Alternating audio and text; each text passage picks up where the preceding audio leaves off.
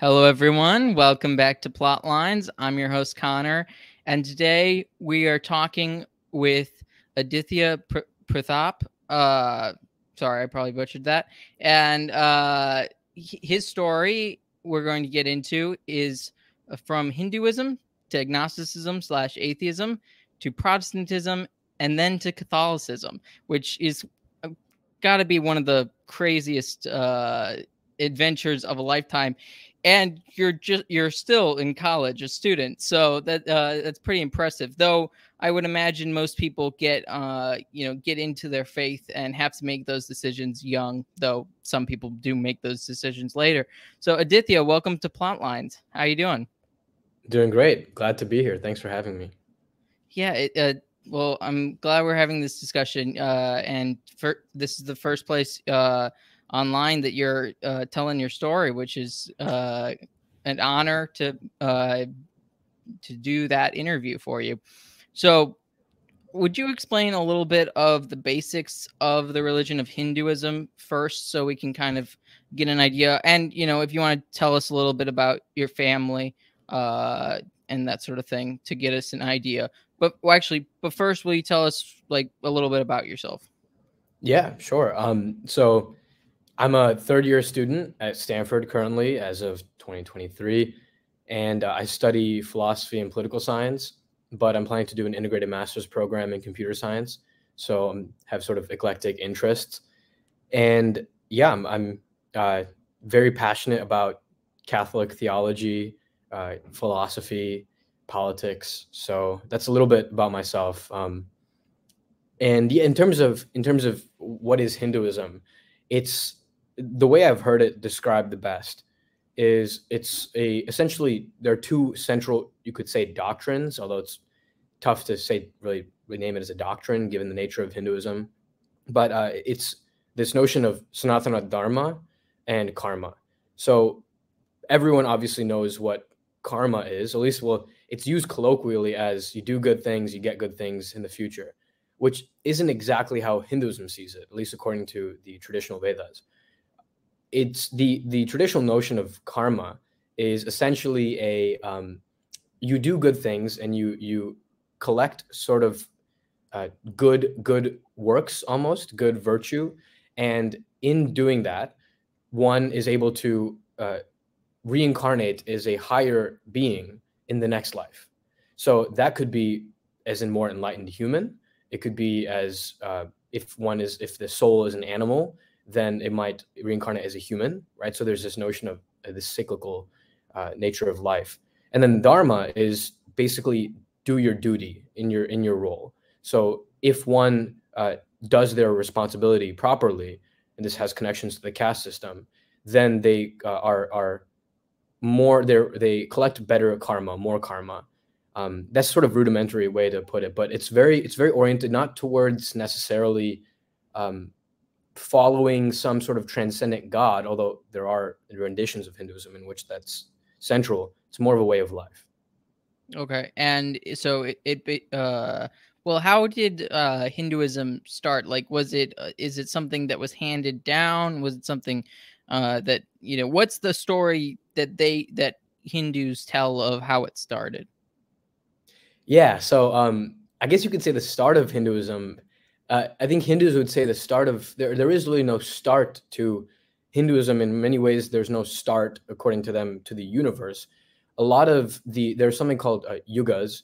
I hope I'm recalling this correctly, but yugas are basically periods or cycles through which the universe goes. So there are we are, I believe, currently in the Kali Yuga, which is a particular cycle in the history of the world. But the point is that Hinduism as a way of life is said to have started with reality itself. Om obviously is a very famous, syllable, right? It's attached to Hinduism, and the Vedas describe, or the Upanishads more accurately, describe the Om as the sound of the universe, essentially, the vibration of the universe. And so the idea is Hinduism has no beginning. In terms of the ritual practices, one could say it began with, the first human. So that's sort of the early, and then over time, in terms of historical development, in the Indus Valley, you see Hindu practices develop more. And the Rig Veda is a Veda that describes the Hindu mythology of the beginning of the universe. You see different Vedas giving different other mythoses, and it's very, very early religion, and it's much more, more decentralized, but it's retained a lot of common practices. Gotcha. So, how did you and your family practice Hinduism? Was your family devout? It's hard to say what a devout Hindu looks like, Okay. because of there is no central set of doctrines per se. One can't really be heterodox. I remember I went to this, basically think of Hindu Sunday school called Chinmaya Mission, and named after Swami Chinmayananda. And in the Chinmaya Mission, there was a letter we read from Swami Chinmayananda in which he said that one can be an atheist Hindu, one can be a Christian Hindu, one can be a Muslim Hindu, because Hinduism is not, again, a set of doctrines. So the way that we practice Hinduism, though, was very, I think, very characteristic of the American Hindu experience. So what that looks like is we were Ayyappa, devotees of Ayyappa, who's basically a sort of saint in Hinduism. And so every Ayyappa season, which is around the end of the year, we would congregate in different people's homes. So one week we'd be in one home, the next week in another home. And we would bring these steps, these wooden steps for the puja, which is the religious ceremony. And we'd sing chants, sing shlokams, and then the night would conclude with particular prayers and offerings to the idols. And that we would do that every year. It was a big part of our family group, our friend group. And yeah, so that's how we practiced it mainly. It was surrounding the Ayyappa pujas, and of course, prayers on the side on certain auspicious days, praying before I went to bed, praying before I had a test, things like that. So it's a very much a cultural religion, sort of focused on sort of how you live, and not necessarily as much emphasis on what you believe. Absolutely. So it reminds me a little bit of a funny story. Liam Neeson was being interviewed, and he went to, I think, Turkey for a little while to film a movie, and he was asked about if he was ever going to convert to Islam, and he said something like, if he goes back to Northern Ireland and if he ever converted to Islam, he would be asked, "Are you a Protestant Muslim or are you a Catholic Muslim?"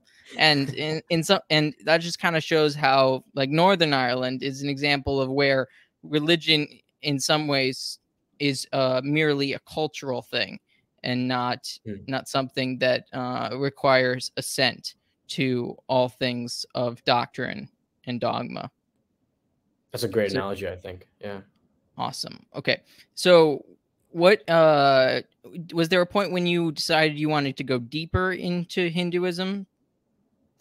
Yeah, actually I can think of the moment almost vividly, like it was yesterday. I knew the shlokams, which are basically chants, prayers, you could say. And I still know them actually. They're sort of, always in the back of or they're always going to be in my memory. But there was this one time, as kids, the kids would always be playing upstairs. All the pujas would happen in the basement usually, because I'm from the Chicago area, so emphasis on area. I'm not a real Chicagoan. I don't live in the city. It's just because I know a lot of Chicagoans don't like it when when people from the suburbs say they're from Chicago. But yes. Yeah, so we have basements there. But yeah, the pujas would happen in the basement. So the kids would be playing upstairs and really not really paying attention. And I was like that until one time when it was around 7th grade. So that would be when around 8 years ago. Around 8 years ago. So I'm 21 now, 13. I remember make everyone seeing... feel old. That's not my intent. Well, age brings wisdom, so maybe it's not such a bad thing. No, yeah.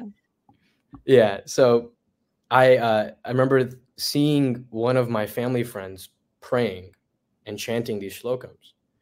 And the setting was, the lights were dim because towards the end of the night, we light the deepams, which are like the little clay holders of the whole light in them, like candles. And you light, as the shlokams continue, you light the candles progressively on each step until the whole thing is lit. And I was taken aback by the beauty of it all. And I wanted to go deeper.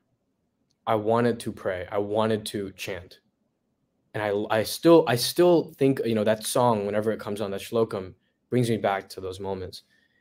And that was when I wanted to go deeper. I think that moment, it was a moment.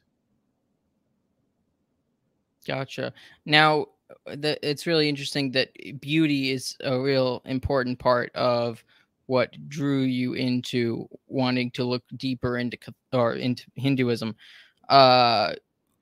Would you say that Hinduism inspires fervor?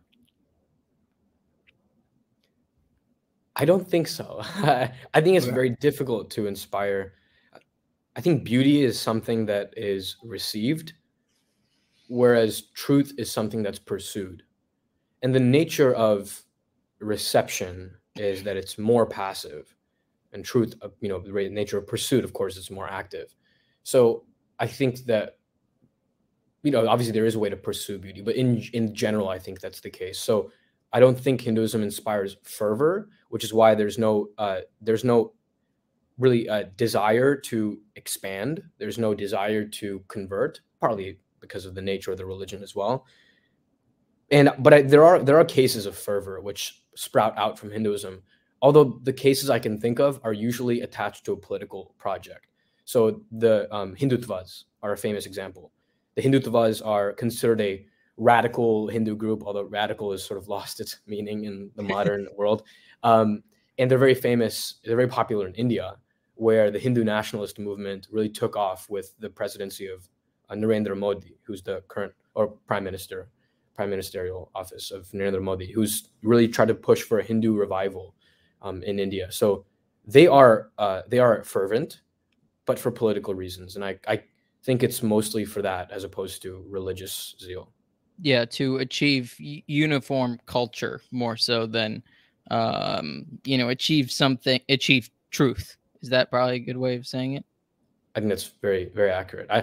I question the extent to which even a Hindu might say there is a truth. What is truth, right? As Pilate said. I remember I've always, and obviously we're going to get into this, but when I tried to talk to my parents about Christianity, I was naive, so I approached it. I thought they love the truth. Everyone wants the truth, and so I would talk about the truth. What is the truth? I'm converting because this is the truth. And so many responses were, "Oh, what do you mean truth?" One person, imagine an elephant. It's a famous analogy. Imagine an elephant. One person pulls on his tail and thinks that they're all blindfolded. One person pulls on the tail, thinks that, oh, the elephant is furry, right? Another person touches the trunk and thinks the elephant is, I don't know, like whatever, like a snake, right? Another person touches the feet, etc. And no one has the full picture of the elephant because everyone's they're all visually impaired. That's the conception of truth that I always was taught. No one has the truth. These are all just different amalgams of the absolute truth that is not accessible to man. I think that's a very Hindu notion. That's a very modern way of thinking too. Just that I think that's also kind of what a perennialist believes, which can also be dangerous because then you're not satisfied that one philosophy or one set of theology or one religion has everything, and that you need to sort of take from everyone. So what made you start doubting Hinduism? Yeah, so it was actually as I got more into it, right? It was shortly after, and this sort of was, I think, providential because I was in 8th grade, right, at this point. And so I'm thinking, all my friends are becoming, they're leaving their faiths or their religions. And I started, this notion of atheism, or this notion of lack of belief in a God or in a religion, shocked me, especially as someone who I was always for some reason, I was attracted to trying to prove religion. And this is even before I approved the existence of God. This was before I even was very intent about being a Hindu. I would tell my parents, different arguments, I would almost have these debates in my head. It was very bizarre now that I think about it, I guess, for a 12-year-old or 11-year-old. But I would be talking to my parents about how people, some might say that God doesn't exist, but if God doesn't exist, then who created man, right? Who created our human beings? And as I said back then, and if okay, well, maybe they might say that it came from atoms, right? Primordial soup. Of course, I didn't use this language back then, but maybe it came from something before. Well, what created the atoms then? Well, they might say it was something, and basically you go down the line, and there's almost this like intuitive rejection of causal infinitism that I just thought was obvious, and so I said there must be a God. And so I was always attracted to that, and then I applied that same hermeneutic to Hinduism. Why do I believe this, right? If I want to follow it, it's beautiful, I think. Well, why do I believe in it? Well, that's when I started looking, and I started to see a lack of evidence. Gotcha. Was it also, I don't know, was different being sort of surrounded by Christians, or were you surrounded by Christians in the school system and stuff like that? People they were raised Christian. Sure. I didn't really know any devout Christians. I mean, I guess it's not, you can't expect much, right? In like 8th grade. Well, unfortunately, you should be able to, but so I wasn't really surrounded by Christians per se. Gotcha. So there wasn't an answer or somebody telling you anything else other than Hinduism. So definitely not. Yeah. You had to sort of get into it yourself and sort of ask yourself, what is this? What does it mean? And is it true? Yeah, I think it's a recurring theme. Okay. So did you say you're in 8th grade at the moment? And, yes. Yeah. Okay. So you're in 8th grade. You're questioning these types of things. Where do you go anywhere for answers, or all these things just sort of within your arguments in your head? Yeah, a lot of it, thankfully, I had access to the internet, right? And so I was resorting, because that's all I knew at the time. I wasn't exactly a scholar, I'm still not a scholar fully, but so I was using that a lot. I was obviously talking to my parents, although not much, because it's like you just don't talk about religion with your parents. At least I thought that was the norm back then. And so a lot of this was independent. And yeah, it was in that process that I sort of was looking at different arguments. I remember reading this article once that the one evidence for Hinduism is the fact that the city which Krishna visits in the Bhagavad Gita is basically, or the city which he was the ruler of is actually not, it's actually a real thing, right, in real life. And you have an inscription in India of a city with a similar name, and that was an argument for the truth of these stories, right, that underlie Hinduism. And I read that and I thought, like, I'm not convinced by this. I mean, this is circumstantial, right? If I write a story about Palo Alto and I include dragons and mermaids, and then I bury it underground, right, and then it resurfaces some decades later, the fact that I have this story with Palo Alto, which is a real place with all these mythological elements, doesn't make the story true, right? Yeah. So I was taken aback by that, and I started to lose belief.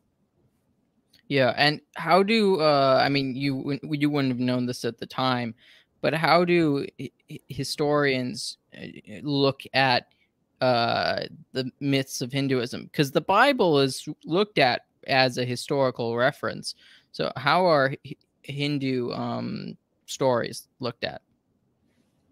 I think it really varies from person to person, since there's no magisterium, right, which is issuing authoritative interpretations. But what I've seen predominantly, and to be fair, this is an American Hinduism, um, although I think you'll see similar things in India as well. And from what I've read from other Hindu scholars in India, these are not meant to be literal historical renditions. And if they are, it occurred in a time allegedly which is far past what we have now. So I think most, certainly most Hindus would see this as fables to give us lessons on how to live our lives. Gotcha. What was the biggest reason that sort of or was that was the fact that there is only one sort of thing of evidence? Was there something that sort of broke your belief in Hinduism? Anything specific? Not really. I think the confrontation with the problem of evil, which really, that's what moved me more towards atheism from agnosticism, that came a bit later. But it was a sort of gradual loss of belief. It wasn't anything. And also, of course, as I was entering high school, I was thinking about, all the ways I want to live my life, right? The things I want to pursue. And religion just didn't seem to fit in anywhere particularly. So it was sort of a gradual loss of faith. Are there rules that you wouldn't have wanted to follow that made it less inviting to be Hindu in your life that you were thinking for yourself? That's a good question. Not really. Not really. I mean, I was never told to do certain things as a Hindu, except for, of course, you pray, right? You pray before tests to ask for blessing. But other than that, nothing much. I wasn't pressured to adopt any certain way of life. So there weren't any things that made you be like, no, I don't want to live that way, so therefore I'm going to become, agnostic. Yeah, I think that's accurate. There wasn't no really pressure. It was just more of, I just can't believe this. What did your transition look like into agnosticism and then into atheism? It was very smooth. If a transition into agnosticism can be described as smooth in the sense that there were no, I was still doing all the pujas, right? I had no problem with that. I mean, I don't believe in it, sure, but if I'm just going to make my family happy, who cares, right? So I did them. When I was agnostic, I would pray, right? Before I went to bed, I would pray for health, wealth, and happiness. That's the prayer my dad taught me when I was a kid. And I always prayed for the health, wealth, and happiness. And I actually noticed that talking to other Hindus, they actually pray for the same thing. So I don't know if it's like a thing that goes across Hindus, but that's certainly what I prayed. It was so that wasn't a problem. No one cared. My parents, I didn't really tell my parents. Just happened. I thought this is normal. Then the movement into atheism is that's when I started to really think more about philosophy and religion. And that's when I discovered, you could say, the problem of evil. The problem of evil, for those who aren't familiar, is the seeming irreconcilability between the existence of God and the existence of over evil in the world. So how could a powerful, omniscient, good God exist in a world where people die, children die of leukemia, natural disasters kill thousands of people? How could that happen? And I sort of started to question the reconcilability of those two premises. Well, one observation about the existence of evil and the other hypothesis about the existence of God. So when you're agnostic, also you have you really purely see religion from a cultural perspective. Absolutely. Which to me, it sounds like that's kind of one of the things that Hinduism is sort of almost meant for. Yeah. Like it seems to me that's why it sounds like it was such a smooth transition, is because it didn't change anything what you did day to day necessarily. Mm-hmm. I Which guess for it's very true. most Christians, I would say that would be a much more dramatic shift. Yeah. Like, Yeah, I mean, with yeah. with Christians, yeah, like even though like a lot of the lukewarm Christians that I knew, which now I know they were sort of lukewarm from the beginning, even they didn't. The only transition they had to do was they. I mean, I guess they still went to church, right, on Sundays to hang out with friends. Some of them even led Bible studies and youth groups at the Well, church. do you mean lukewarm or do you mean agnostic? Because I think a lot of Christians, at least in America, don't necessarily make that decision to not Hmm. believe in God. So I don't think they could actually be characterized as either atheists or agnostics. They're just, I mean, a lot of people are bad Christians. Just they would be in the category of bad Christians. Yeah, that's a good point, actually. Yeah, I actually very few of the Christian friends or the formerly Christian friends that I knew. You're right. Never made a decision. I'm not gonna believe in God anymore. It was a very they always considered themselves a lot of them considered themselves Christian. They still believed in some God, um, but they never made a decision. So I think it's a fair distinction between lukewarm and agnostic. Yeah, because it seems like you've definitely made a decision that you didn't believe in this. So, Yeah. but the culture was still useful, just as kind of who was it? Was it Voltaire who basically said, "I'm happy that my servants are Christian because they don't steal my my silverware." I don't know if it was Voltaire, but sounds like It's something he'd say. it's either Voltaire or Kant. I'm pretty sure it's Voltaire. I probably butchered the quote, but it's basically that that he was pretty happy that his servants were still maintaining Christianity because he feared that if they didn't, they might take his things. Hmm. Um, Well, yeah, well, he was setting up for the collapse of religion, which is amusing. So yeah. in that way, now. So did your family, it doesn't sound like your family knew of your lack of religiosity. Is that true? Or did they know?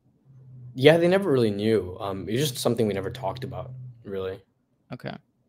And was this something you told anybody? Like that they would have had a reaction to you becoming agnostic or atheistic?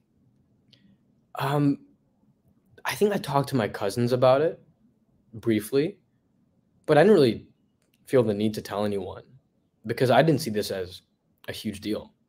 I mean, I don't believe in God anymore. Oh, I do believe maybe in some higher power, but I don't believe in this personal God, a God who cares about my prayers unless I'm really stressed or unless I need a test, like a good grade on my test. Then I think I hope God cared, but it wasn't any. Yeah, so I didn't really feel the need to tell anyone. I did talk to my cousins here and there. That's like there's no atheists in what is it in the oh, what is it? Is it whatever in the military? There's no what Yeah, is that called? Do you know what it's it's like called? no, I know what you're talking about though. Like there's no one when you're in trouble, right? No one's an Yeah. atheist. Yeah, yes. Well, something like that. Yeah. So that's what I'm thinking just with your test, you want to do well on the test, so therefore you're not an atheist at that moment, but you go right back to it Yeah. afterwards. Now uh so you're in high school. What just tell us sort of what your high school experience was like. What'd you do? What's some of the activities that you participated? What was your interests? Yeah, my main interest, well, in like freshman and sophomore year were actually computer science. So I did a lot of Code Academy, just like tinkering around.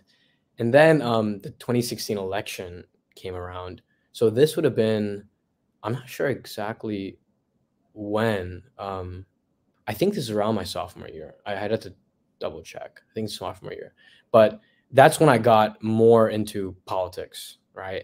And so this is actually my freshman year, yeah. So that's when I got into politics. And it was sort of alongside my interest in computer science. And it was because it's actually the reason why the 2016 election got me involved with politics is everyone around me supported Hillary.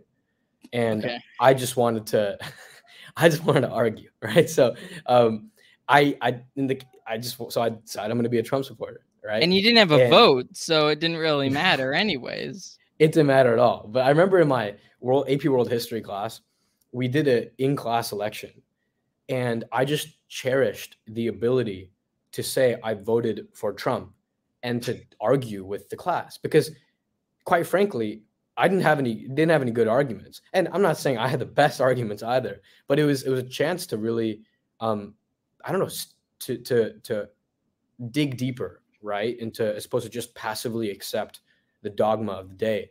So that's what got me into politics. And then that's over time, as I read more into politics, it started to replace my interest in computer science. So I was more interested in politics. And then when I convert to Christianity in sophomore year of high school, sophomore summer, so going into junior year of high school, that's when I really get into philosophy, because I start having to defend my faith. Okay, so yeah, and before we we'll get to that in a second. Did your atheism ever become kind of a faith unto itself? Because there, with the new atheists and stuff like that, in some ways it becomes more about trying to destroy religion than just being like, "Yep, I don't believe there's a God." I think that only happened. I was very benign, I was very I wasn't anti-Christian. I wasn't anti like any religion, right? Until my position was challenged. Okay. And this is how I, when my position was challenged in the relationship that I got into, started dating a Protestant girl, and of course that's the transition, I guess, into the Christian part of the story. But she flirted to convert. Well, interestingly, she never was intent on converting me per se. Oh, okay. Of course, I think she would have wanted me to become Christian. Certainly, I knew that. Well, she probably wasn't. I bet she wasn't thinking that far in advance. Do you think? Probably not. Probably not. I mean, I'd be surprised if someone had the maturity to do that. Yeah, your sophomores in high school. I mean, most sophomores in high school aren't thinking about marriage or anything like that and what that would mean. So I can't imagine she was like, "You have to convert or I have to convert him to marry him." Yeah, I think people were still eating crayons, at least in my school, sophomore. So, like people like eating paper and it's like weird things like that. Like, so I would, I'd be surprised if they would think about marriage. I'm concerned about the people that you went to school with. Yeah, so am I. Okay, so basically, you meet this girl. How do you meet your girlfriend? Yeah, so I meet her. It was what? So it starts actually a little bit before I meet her. I guess the relevant parts. But this is sophomore year, beginning of sophomore year, and I walk into my different classes, right? First day of school, and I walk into this math class, and I meet this friend. We'll call her Jane, right?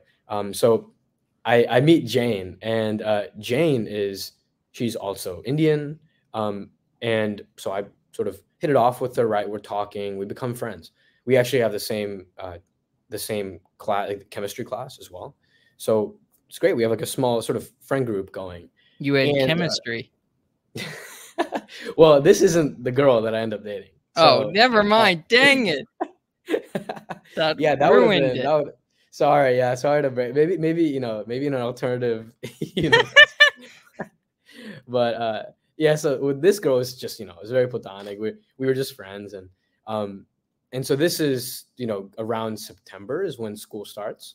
So we become friends, we're hanging out. And then December comes along and she has a Christmas party. So Jane invites me to her Christmas party. So I go over, right? It's Christmas Eve. We're hanging out.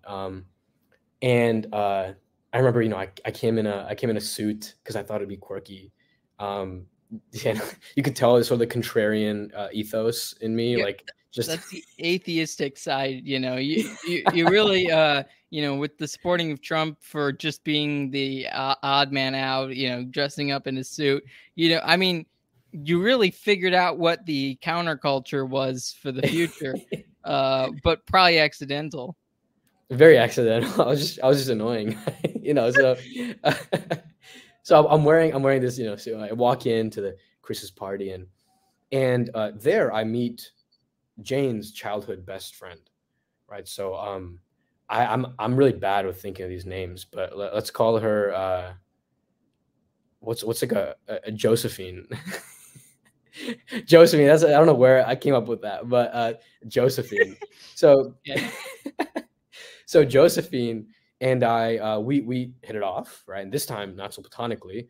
And we start dating, I think around a couple weeks later. And everything's great. But I liked her, she liked me, but there was a couple problems, right? Or one big problem, and that big problem was that I was an agnostic, and she was Protestant, right? And Jane, who's her again, they're like sisters, right? They grew up as very close together, so their families are also very close. So Jane has an interest in Josephine's relationships, and Jane doesn't approve because I'm not Christian. Jane's family doesn't approve because they see Josephine like a daughter, and then Josephine's family doesn't approve because she is their daughter, and and so it's sort of a mess, right? And this is where I really get exposed to the Christianity, right? As a real challenge to my worldview. And that was sort of the beginning of the end. But that was when the agnosticism started to like really assert itself dogmatically. And I actually remember at this point, I vividly remember this conversation at the Christmas party. I'm talking to our friends, and God comes up. It's after midnight, right? So it's Christmas, quite fitting. And I'm talking to my friends about how I can't believe in a good God, or at least a good God who's also powerful and also all-knowing. Because where was God in 9/11 when people were forced to jump off of buildings, right? Because they didn't want to be burned alive. Where was God there? And actually, this was I got this sort of line of thinking, this example from a video from Hunter Avallone, who is now I think I haven't checked up recently on him, but he was a very popular conservative political commentator, well, libertarian political commentator, but he wasn't Christian, and he released a video, Why I'm Not a Christian, and I watched this, and it really shocked me, and it really put into a systematic, or what I thought was a systematic way of thinking the problem of evil. And I told him that, and I didn't get a response, right, at that party. And what would they say? It's true, right? I thought there was no response. All I got was a small NIV leather Bible from my friend Jane, which actually comes in later. It was quite an important book, but quite an important Bible. But that's sort of how I started dating this girl. Gotcha. So you meet this girl. What kind of Christian was she? What kind of Protestant was she? They were non-denominational. Both Josephine and Jane were non-denominational. Their families are non-denominational. They went to a mega church called Willow Creek. It was put on the map because of some scandals with the person who ran Willow Creek, but it's a very large church. but their families were more certainly the girl who I was dating, her family was more charismatic. So they I think Assemblies of God. I know Josephine's mom was more in line with Assemblies of God. So very very emphasis on the baptism of the Holy Spirit, the living out of the gifts of the Holy Spirit. I actually myself was had the privilege of being baptized by the Holy Spirit when I went to an Assemblies of God church. Very interesting experience, and we could talk about that in okay. But yeah, And so that's what they were. how many years? How far they're down the story is that? How many years was that? This is junior year of high school, so this is after I converted. Okay, so what happens with your relationship after your conversations about the problem of evil after this Christmas party? How does your relationship get grow, or does it have trouble? Like, how does it go? Yeah, I think as with a lot of high school relationships, we were in that stage when two people first start dating.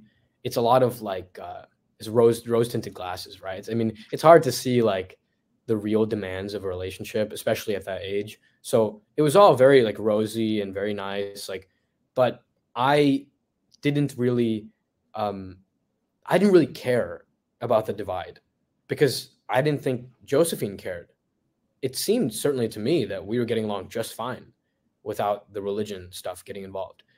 It was actually Jane and Jane's family who would try to talk to me about religion. Not even Josephine's family, not even the girl I was dating, her family, because I guess it was very close to home, right? And it's awkward. How do you talk about religion with your daughter's boyfriend?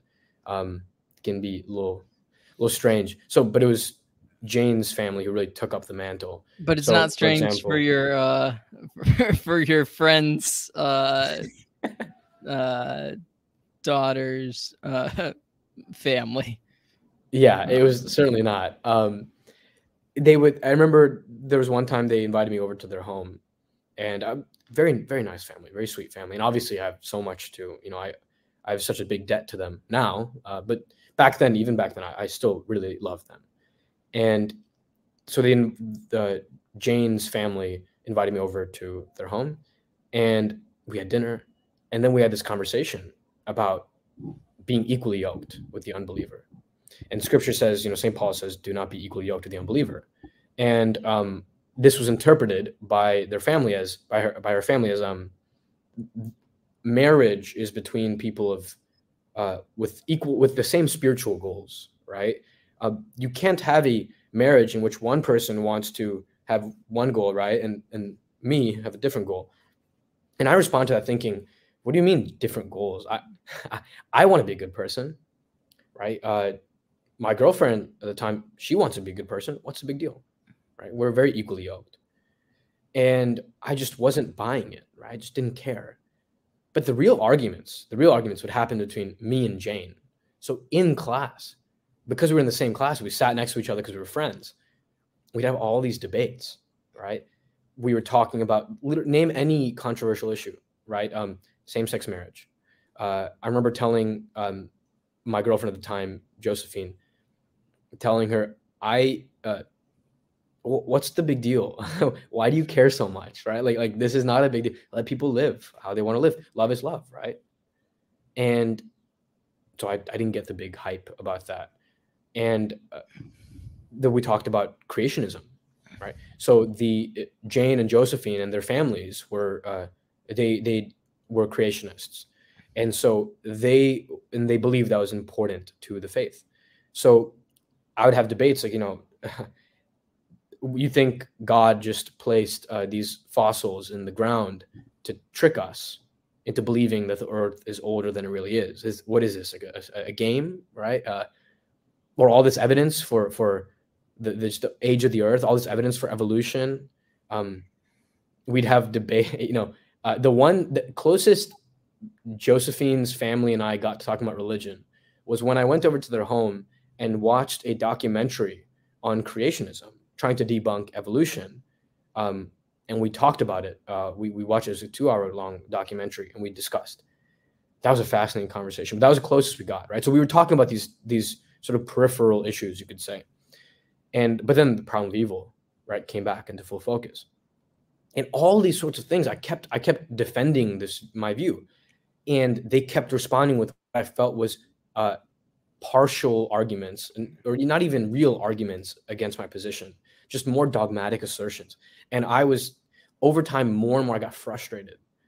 And the argumentative side of me, which I certainly had one, and I still do. I pray to God that it's put to better use. But it's certainly, I was stubborn, and I was prideful, certainly, and I didn't like being told that I was wrong.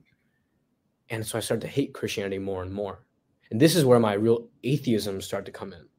These sort of a priori arguments against the existence of God on the basis of the problem of evil, mainly, right? The notion that the Christian God cannot exist because a good, powerful, and omniscient God cannot be reconciled with the reality of evil. And so it's impossible for this God to exist.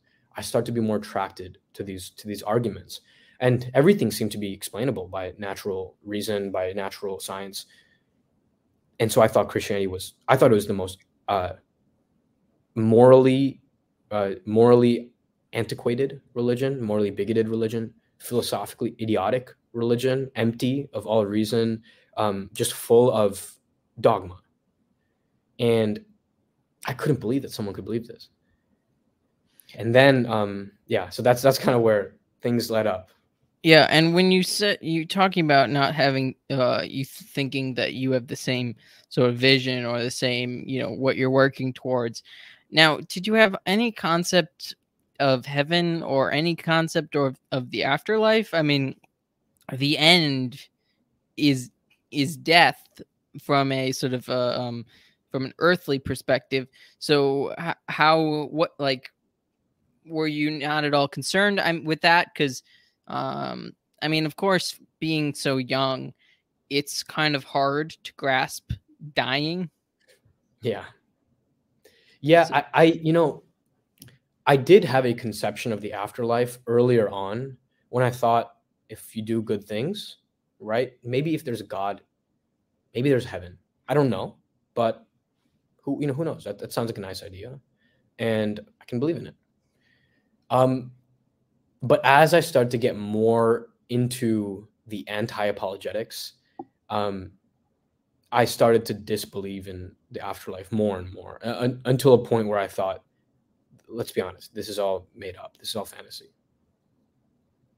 Yeah. Okay. So basically, you become sort of much more militant atheist, which, I mean, in a sense, this this militancy is very much a useful skill to gain when put to good use. I mean, I think that's one of the benefits that you experiencing that fervor, in atheism, eventually can, you can move that fervor over to something good. So your experience with Christianity is just in these arguments. Now, what was there an event? What poked the hole in this atheist period? This what broke your arguments down? Was it an argument? Was it an event? What made you be more open? Yeah, it was, so I remember it was in chemistry class. We were leaving chemistry. So this is after math class. So we had been arguing in math class, chemistry class.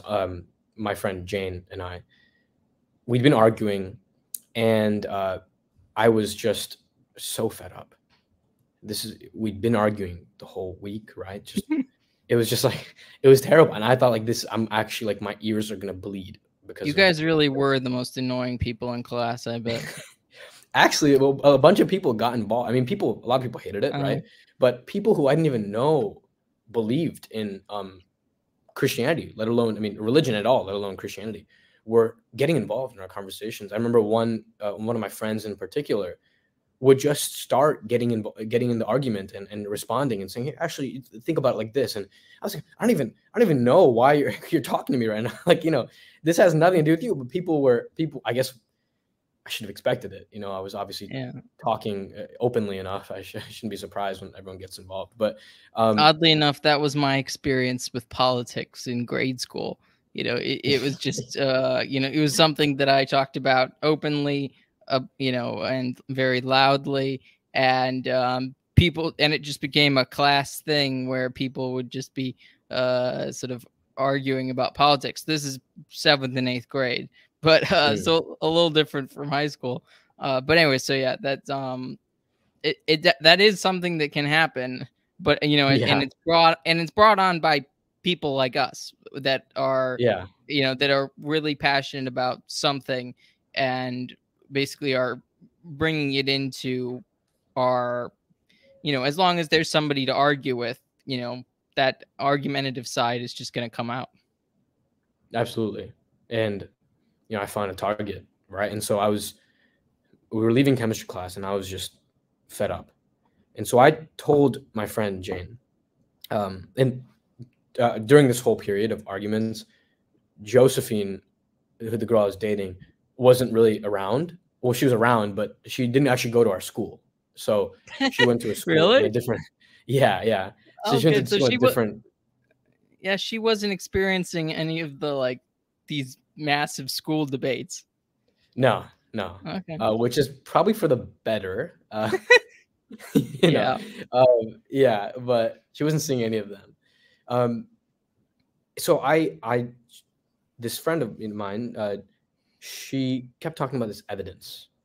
Look at the evidence for Christianity. That's all the evidence you need, right? It's like, regardless of what questions you have about the peripheral issues, the evidence is clear. Christianity is true. And I was like, what are you talking about? What do you mean evidence? I've done this whole shtick. I've looked at the evidence for religion or lack thereof, right? I didn't find anything. There's going to be no evidence. The whole point is it's on faith. Right? I have this whole the very typical separation between faith and reason. Well, this is also, I mean, you're raised in Hinduism, and you say yourself that a lot of scholars basically just consider the stories to be a telling of important way of life and not really factual. Absolutely. So right, you that's your experience with the religion. It can't, that it was probably a shocker sort of to know that there's something deeper. Yeah, a historical claim, right? That's insane. But that's actually that's what drew me. I thought, okay, Jane, fine. You want to talk about this evidence? Let me look into this evidence to show you how stupid your religion is. I was like, no. This has to end, right? If they're not going to convert me, so maybe I could deconvert them or at least get them off my back, right? So I was very intent on this, and I was confident that I'm not going to find anything. And so I start reading, and I'm blown away, right? I'm blown away because what I find is this claim at the center of Christianity that something happened in the 1st century AD, a real historical event, that Christ was risen, right? That a man died and then rose again from the dead. And I thought, well, they're making a historical claim here. And that historical claim, because it's a thing in real history, right? In real human life, can be verified or undermined. This is nothing like what I had seen in Hinduism, which was more ethereal, ephemeral arguments, right? Philosophical claims about the way that one ought to live their life. This was a historical claim, and so I could investigate, and I investigated. And boy, the rigor of the methodology, the soundness of the arguments blew my mind. Right? I remember this one quote. I was watching a lecture from Gary Habermas, Dr. Gary Habermas, who's a very famous scholar in this field. And he said, the central claim is this. It's called a minimal facts framework, which is what I believe he pioneered it. But the central claim of this minimal facts framework is, if the scriptures are divinely inspired, Christ is risen, right? Of course, that's obvious, right? But here's the real point. If the scriptures are not divinely inspired, if we treat them as just historical documents, Habermas claims Christ is still risen. In other words, that is still the best explanation for the historical data. That shocked me. I thought, how in the world are you going to prove that, right? We don't have video evidence. Okay, well, you know, this is the way they went about it. And I can you know, stop me anywhere if I should explain a point further or anything. But the gist is, you establish basic historical facts that you can verify and prove, and then you draw an inference of best explanation from those facts of what happened, right? So it's sort of analogous to this. If I the reason why one would approach it this way is to prove something historically without direct evidence, without direct test or direct witness to what happened in the actual act. So what do I mean by that? Well, imagine a rock, right? A rock is in place A, and you turn away, right? You go away somewhere, and then you come back and it's in place B, which is different than place A. Okay, well, what happened, right? You know, fact 1 is in place A. Fact 2 is in place B. Maybe fact 3, you know your brother is in the home, right? Maybe fact 4, you know he likes, I don't know, messing with you, and like he like moves things to make you think that you're crazy, right? Many such cases. But what do you derive from that? Okay, you derive that your brother moved the rock. This is the best explanation. Other explanations, sure, could a ghost have appeared and moved it? Well, if you have metaphysical evidence for a ghost, maybe, but you know, whatever, it's much less likely than the alternative explanation, which is a more parsimonious explanation, right? It requires less assumptions. This is how you can prove something happened without having actually seen it happen, right? It's the inference of best explanation. So too with the minimal facts framework. So fact 1, there are many different renditions, but this is the one that I read. Fact 1, Christ existed. A man, Jesus Christ, existed. Okay, well, you'd have to prove that, right? So you look at writings of Tacitus, Josephus. So Tacitus, a Roman historian. Josephus, a Jewish historian. Suetonius, right? Pliny the Younger. Also, you'd look at, if you treat the scriptures as just historical data, right? We're not going to assume it's divine. We'll look at the way they constructed the narratives about Jesus. Is it likely that he's made up, right? So you try to verify that one first claim. Second claim, that Jesus died on a cross. He was crucified. We actually have more, maybe not more, but quite a high amount of evidence that he was crucified, almost to the same level that we have evidence that he existed. In fact, much of our evidence that he existed is that he was crucified, because he had to exist, right? If he was crucified. They didn't just to crucify nobody. No, no, we're not. We don't. What's that heresy where, you know, Jesus was not a man, but he was merely a ghost, right? A divine. There's some heresy about that. I do not know. I was thinking of Islam though, regarding like it was somebody else. You know, that too. This point is especially powerful in apologetics against Islam, and it's very difficult for them to argue against this. But actually, what really convinced me on this second point is that Bart Ehrman, who is a very famous proponent of a he argues against the divinity of Christ. He argues that divinity of Christ emerges later in history. So he's an agnostic, but he's a historian as well. So he's written a lot about this. And he says, in arguments against what we would call Jesus mythicists, which are people who believe that Jesus was made up, like Robert Price and Richard Carrier are two that come to mind, he actually debates them publicly, saying how absurd it is that they believe this. And one argument against the Jesus mythicists from Bart Ehrman, who's not a Christian, is that it is absurd for a Jewish person in the first century to make up a story about their Messiah being crucified. which suggests that for a lot of reasons, and we can get into that if you'd like. Well, yeah, they wouldn't. That would signify to most of the world that they failed, right? Failed in one level, certainly, because obviously they expected a military leader, right? And the or notion of or at least a segment of the population. It did everybody. Yeah. I thought it was just I don't know which group, but yeah, it wasn't everyone. Certainly, obviously, there's a lot of diversity of views, right? Even between the Pharisees and Sadducees, but certainly, especially under the Roman yoke, right? Under Roman rule, there were expectations of rulers, right, who'd free them from Rome. But regardless of the extent to which this was a common belief, there's certainly it would be a failure, right, in their eyes, certainly. But there's also another element that particularly a person who assents to the law to the Mosaic law, it would be absurd for them to have a Messiah crucified. Why? Because in the law, it says that if someone is hung on a tree, they become a curse to the land.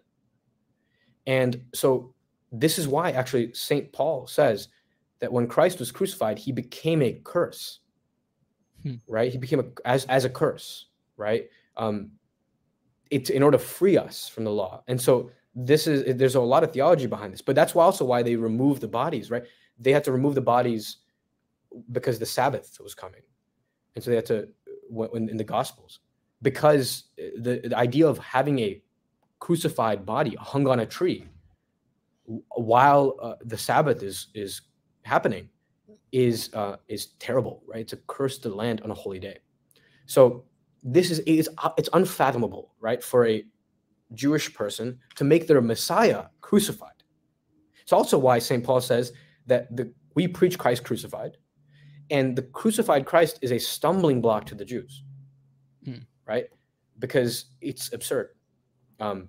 So would they make this up? No, they wouldn't make this up, which suggests that it probably happened, right? It's so this is what Bart Ehrman argues, and so then that's point 2, right? Point 3, he was buried in a tomb above the ground.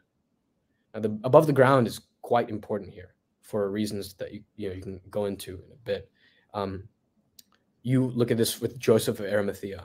So Joseph of Arimathea in all the Gospels, the Matthew, Mark, Luke, and John, is described as burying Jesus, right? So he has a tomb, and he requests from Pilate the body, and he buries Jesus. Now Joseph of Arimathea is described as a member of the Sanhedrin, so he probably had wealth, right? Which is why actually it's interesting. Most crucifixion victims are buried in mass graves. Now we believe this because for 2 reasons. One, they were considered political prisoners or political criminals. Usually, they were not given a proper burial. 2, we actually have I think we found a ankle of a crucified victim in a mass grave. Yeah, so this is more evidence, right, of that they were buried in mass graves, thrown to the dogs. But Jesus was buried by Joseph of Arimathea, and he's buried in a tomb above the ground, according to the scriptures, according to the gospel narratives. And what's interesting is all the gospels say this, all of them, and they all include Joseph of Arimathea, and they don't mention much about him, just his name, where he's from, which is it's not that important of a place, and that he's a member of the Sanhedrin. The fact that the prospect or the possibility of them making this up is very low, the likelihood, because this would have been a public figure, right? You could, if it was fake, you have it's an easy apologetic against Christianity, right? So, so you would sort of, this is how you would substantiate, it's a one argument, right? You would substantiate this point with. Point 4, up to 500 of his disciples claimed to see him after his death. And this one's a doozy. So, you'd go into, I think it's 1 Corinthians 15. There's a creed that St. Paul cites. So we can leave this maybe because it's a longer point. So I can leave this to more explanation if you want me to go into it, I'm happy to. But Dr. William Lane Craig has great work on this. And the idea is, there's early creed that circulates that you can trace back to most likely within 5 to 7 years of the crucifixion that says that 500 Christians, that Jesus appeared to 500 Christians, 500 of the brothers, St. Paul says, and he cites this creed as evidence that he's just telling the disciples, or he's telling the people in Corinth what he's received, what they've received, right? In other words, this is an ancient creed. This is an old creed. So there's a lot of stuff with that. Really fascinating work about how the language in the creed is actually not Pauline. So it's evidence that it's from someone else. Okay, yeah, that's crazy.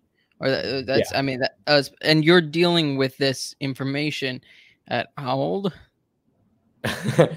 This is so sophomore year. So what, 5 years ago? So 16 or 15. Wow. I remember 15 because I didn't have a car. So just think about how crazy that is unto itself. I mean, how many people would be pursuing this? And so I imagine, did you watch videos on this, or did you read books on this, or what was the format in which you, or did you already say? A mix of both. So it was videos, lectures, and also books. So books like from Gary Habermas, from Mike Licona, who's another great scholar on this, and also from actually Lee Strobel, a book called The Case for Christ. It was made into a movie.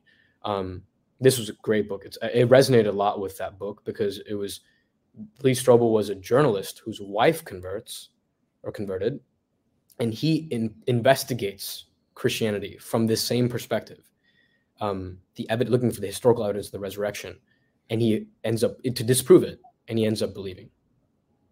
Yeah, so, and so like none of these people you hadn't really kind of interacted with Catholics at all, right? Oh, like not at all. Yeah. Not in writing, not in videos, nothing like that. No, I wasn't. Yeah, I wasn't. Yeah, certainly not. Interesting. So it's just interesting, like getting into like there. I mean, there are a lot of Protestants that have converted to Catholicism, but there are not a lot of, I think, Protestants that had been convinced of Protestantism, like that had converted to Protestantism from a different religion, and that then converted to Catholicism. So it's interesting that you're seeing everything only through a Protestant lens. And in some ways, I mean, that gave you a lot more leeway with who you would be looking at for information, right? Because I don't think a lot of Catholics venture outside of their or people who, well, yeah, Catholics don't venture outside of what they know very well sometimes, especially outside of Catholic authors. So obviously you coming, you get to see these different perspectives that drive you to the belief in God. Now, was it just right? Was it post listening to all this stuff and reading about the stuff? Was that where when you became a Christian? Yeah, well, not exactly, actually. So at some point, right, as I read this minimal facts framework, there's a fifth point as well, which is the fifth point is many of those disciples were willing to die for their belief, right? Yes, and there's a great Babylon Bee video about that. Yeah, I love this video. Yeah, so I'll have a link to that in the description. It's just hilarious. Yeah, they do a great job of pointing out how absurd it would be if if the disciples said that Jesus had risen, and all they were going to get for saying that is death, and and if it wasn't real, it makes no sense. Yeah, absolutely. And I was sort of reading all this, and I thought, maybe, I was looking at the counter arguments. Maybe the natural explanations, maybe hallucination, and it conflicted with point 4 and it conflicts with point 4 because mass hallucinations don't happen. It conflicts with point 3 because the Pharisees could have produced a body since his tomb was buried above the ground. They could have produced a body to disprove the claim that he was risen, but none of that happened. So I was like, maybe they lied, right? And this conflicts with point 5. You don't die for a lie. This is where the Babylon Bee, clip is really good. I went down the line, and at some point, I remember I was sitting in my room, and I was watching this video, and I was trying to argue against the resurrection. And I just thought, man, this is a really bad argument. Like, this is a bad response to the Christian argument. And that's when I sort of started to realize, I think I believe this. And this is around like 6 months after I'd started investigating. And I was obsessed over these 6 months. I didn't eat the same. I didn't sleep the same. In class, I was distracted. I was always, I guess it was always distracted in class somewhat, but we had iPads. The school gave us iPads. And so I was just like always scrolling, right? I was reading articles and everything. And I eventually believed that this is true. And that was scary. But of course, the pride of man, I ignored it. Right? I was like, I'm not going to convert for this, because at this point I was living in a way that was not conducive to true Christian virtue. Right. And I didn't want to change that. I didn't want to have to break this to my family. But I was attached, right, to my way of life. So I ignored it until one day. This would be around a month, or not a month, maybe less than a month after I had converted, or at least I had changed my mind, right? There was this huge fight in my family, because my family life growing up wasn't perfect, right? A huge fight in my family, and I left the home. So I didn't know what I was doing. I didn't have a car, right? So I was 15. This is my summer of my sophomore year. So I just took my bike, and I biked to this local parking garage where my friends and I used to hang out there. And so I'm biking, and I'm listening to like Christian music, and I'm praying for the first time earnestly, not praying to a cosmic vending machine who's going to give me good grades, right? Praying to a person, asking for deliverance, asking for what I now know was deliverance, for something. And I get to the top of this parking garage, and I'm going to pull up a verse, actually. I get to the top of this parking garage, and I'm praying, and I bring this small NIV Bible that I had received, right, back at the Christmas party in my little like a drawstring bag. And so and I get to the top, and I'm looking through random Bible verses. And these verses are very beautiful. But then Psalm 138 comes up, or, the Dewey Rams, Psalm 137. And I'll read the passage at the end that really caught me. Verse 6, "For the Lord is high, and looketh on the low, and the high he knoweth afar off. If I shall walk in the midst of tribulation, thou wilt quicken me, and thou hast stretched forth thy hand against the wrath of my enemies, and thy right hand saved me. The Lord will repay for me. Thy mercy, O Lord, endureth forever. O despise not the work of thy hands." That last line especially, despise not the work of thy hands. And I realized in that moment of dejection, loneliness, sorrow, I wasn't even sure if I wanted to live. This overwhelming recognition that I am called to be a son, that I am the work of the Creator's hands. And I experienced something in that moment that I had never experienced in my life before. And it felt like Pentecost. Now, obviously not the same. I'm not an apostle. I'm not even close. Not even close. But it's sort of an analogy that I resonate with. Yeah. Like the tongues of fire from the Holy Ghost just poured into my heart. And I felt this sensation of being dissolved into peace itself. Not being peaceful. I've been peaceful before, but being dissolved into peace. And I was lost in something. I was like swimming in some ocean, and just this sense of like immersion, but also very lucid and cognizant of my of who I was and my individuality in that moment. And I knew the truth in my mind. I couldn't run away from it. But that moment, my heart was lit with a flame of love for that truth. And I realized I have to do this. I have to. And that was it. And I went back home. And I was laying in my bed and I gave my life to Christ. I didn't know what that meant, but I knew I made a commitment in my heart. What I think was the first of many sort of quasi acts of spiritual communion. And I didn't know exactly what I was doing, but that's what my heart desired. Yeah, it reminds me a little bit of two things. Very beautiful. First of all, so thanks for sharing that.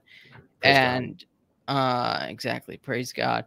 At first, the way you experienced it reminded me of the way sort of Tolkien describes sort of the Holy Spirit of the of Lord of the Rings. He calls it the flame imperishable. Mm. So it just that's what first came to my mind, the way you described sort of your experience. And then this is a you're just flipping through the pages of this Bible. It just very much reminds me Augustine did something very similar, and he came to, I'm not sure where, what part of the Bible he came to, but it just seems this is a common thing, and in some ways, I mean, to be flipping through the Bible looking for something is very much an act of faith. Would you agree? Yeah, and I think obviously I would caution personally now against like sort of trying to divinize almost, right, with like superstition. Like I'm gonna sit here and I'm gonna like a Quakerish almost like notion of like I'm gonna wait and I'm gonna flip to a random book and that's what God is gonna tell me. Yeah. But certainly that's not like I think it's different, that versus like in a state of almost childlike cry to the Lord. Just you want to experience the love of God. And in that moment of grief, as Augustine did, right? He flipped to Romans 13 and he was told, walk as in you are in the day, okay. Right? Not as you are in night. And in that, I flipped to Psalm 137, right? The wrath of your enemies, right? It will not hurt you. God will protect you from the wrath of your enemies. Yeah. And so I think it is an act of faith. Yeah. So yeah, and then it's just it's beautiful. It's providential. Now you made this sort of inner commitment. You've made this commitment, which is difficult because, as you said, you weren't living as a Christian should, and you learned what Christian virtue was from all these arguments, I would assume. So Yeah. otherwise you wouldn't really have had that understanding prior. Even then, it took me a while I was able to interpret the scriptures according to my will, right? There was almost like, does the Bible really say anything about this? Maybe not. Probably not. I found I was first because of that faith, and this is a gift from God. Certainly, I had a desire to make sure that what I was doing was in accordance with the scriptures. Mm-hmm. But I had that spirit of the sort of a lukewarm spirit still in my heart that God was rooting out, which tried to conform that interpretation of what the scripture said to what I wanted. Right. So it was only after I started really delving more into the scriptures and listening to sermons by people like J.D. Greer, right, who was I think he was the president of the Southern Baptist Convention back at this time, and I also from John Piper, who's Reformed, so he leads Desiring God, and I started to realize, okay, I can't do this anymore, and yeah, but initially the first first not several months. I don't know. I don't know exactly how long. I'd have to think about it more. But first, certainly portion of my Christian life, I was still living in hypocrisy, and I just didn't know it. Mm-hmm. Well, who'd you first tell of this profound decision? I told Jane, my friend, because it would have just come to such a shock, right? It did come as such a shock to her, although they'd been praying for me. Did you feel kind of foolish? Did you feel embarrassed? It seems pretty hard to admit such a thing after you've been arguing for so long. You know, the analogy, I guess, is like if you're starving and you're trying to convince everyone you're not starving, and you really are insistent that you're not. Everyone's like, no, you're starving, man. Like, you look famished. And then you finally take that bite of food and you're satiated. You're not thinking about how you were wrong. Like, you're just happy to be full, right? I think that's how it was. I wasn't certain leading up to that moment on that parking garage. I was very prideful, but I think in that moment, God softened my heart to the extent that I was not as proud as I was. Gotcha. So you tell Jane, and do you tell her family as well? Yeah, well, she was at a Starbucks. So I texted her and she said, come over to the Starbucks. And so I went over to the Starbucks, and you still couldn't technically drive at this point. Yeah, I couldn't drive, but we're gonna keep that on the down low, because I was I had to go meet her and I have to go tell her about this. And so I go over, and it's raining outside, right? So, and her dad is there. They're together. And so I said, should I come inside? And I said, they'll come outside. They come outside. It's raining. And Jane's father says a prayer for us. And they're praying for me in the rain. And I knew I was happy, right? Like and not happy in this superficial sense of happiness, but happy as in I knew that this was that this was love, that this was true love, the love of God the Father, and yeah, I didn't know much doctrine. I didn't know any doctrine then. I didn't know the truth fully, of course, the truth of the Catholic faith, but I knew that this prayer, this instinct to cry out, Abba, Father, was right and good and true. Yeah. So they took you under their wings. Yeah. Yeah. So were you practicing for a while? Did you go, how did you go to a church? Did you go with them? Did you or did you not go for a while because your parents and stuff like that? Yeah, so it was quite sporadic earlier on, when I was watching a lot of like sermons, right? So if I'm driving, for example, I'd like have it on my Bluetooth, right, connected, and just listening as I'm driving sermon. Yeah, there's no, in Protestantism, at least in the non-denominational world, it's not a requirement to go to services, right?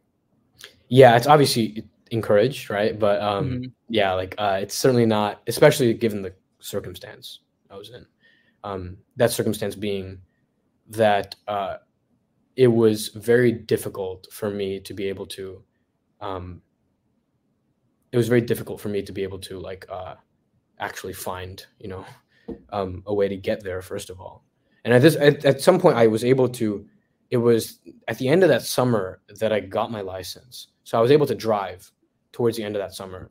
So I could drive, but it would be really awkward, right? I mean, like, and I had to ask my parents, but they did let me go occasionally, because they didn't think I was Christian, right? And this is what my parents had always said, like, look into Christianity all you want. We love Jesus, they said. We actually have a image of Jesus in our puja room, in our prayer room. And this is a lot of, this goes back to the early thing, right? You can be a Hindu Christian, you can be a Hindu Muslim, etc., or a Muslim Hindu, and we had a sort of a 3-pane frame with Jesus on the left, pointing at his Sacred Heart, actually, and then in the middle was the Hindu god Ganesha, and on the right a mosque. So it's very syncretic, syncretic, I think. Yeah, and yeah, they were okay with me going to church. They just said, don't convert, right? Because the moment you convert, now you're forsaking your culture, you're forsaking your people, and your heritage, your family heritage. And they don't really have a concept of, or they don't. I mean, they wouldn't attach the heritage to the Indians converted by Thomas and stuff like that. Oh, certainly not. No. Yeah. So I mean, they would what would they be considered? Like outcasts? I think so. My parents' view on this was, if Jane and Josephine are raised in Christian Indian homes, because they were both Christian Indians. Okay. Fine, right? Like they should follow their parents, right? So if their parents are Christian, they should be Christian. So they're not concerned with way back when, right? Adjudicating the historical question of like, how about those first converts, right? It's like, if your parents are a religion, you follow that religion because that's like what you do. Because duty, is that why? A sense of duty. Okay. Dharma. Right? Yeah. Dharma. Interesting. But so from historical perspective, it seems like that wouldn't, if you thought about it from a historical perspective, that wouldn't follow necessarily.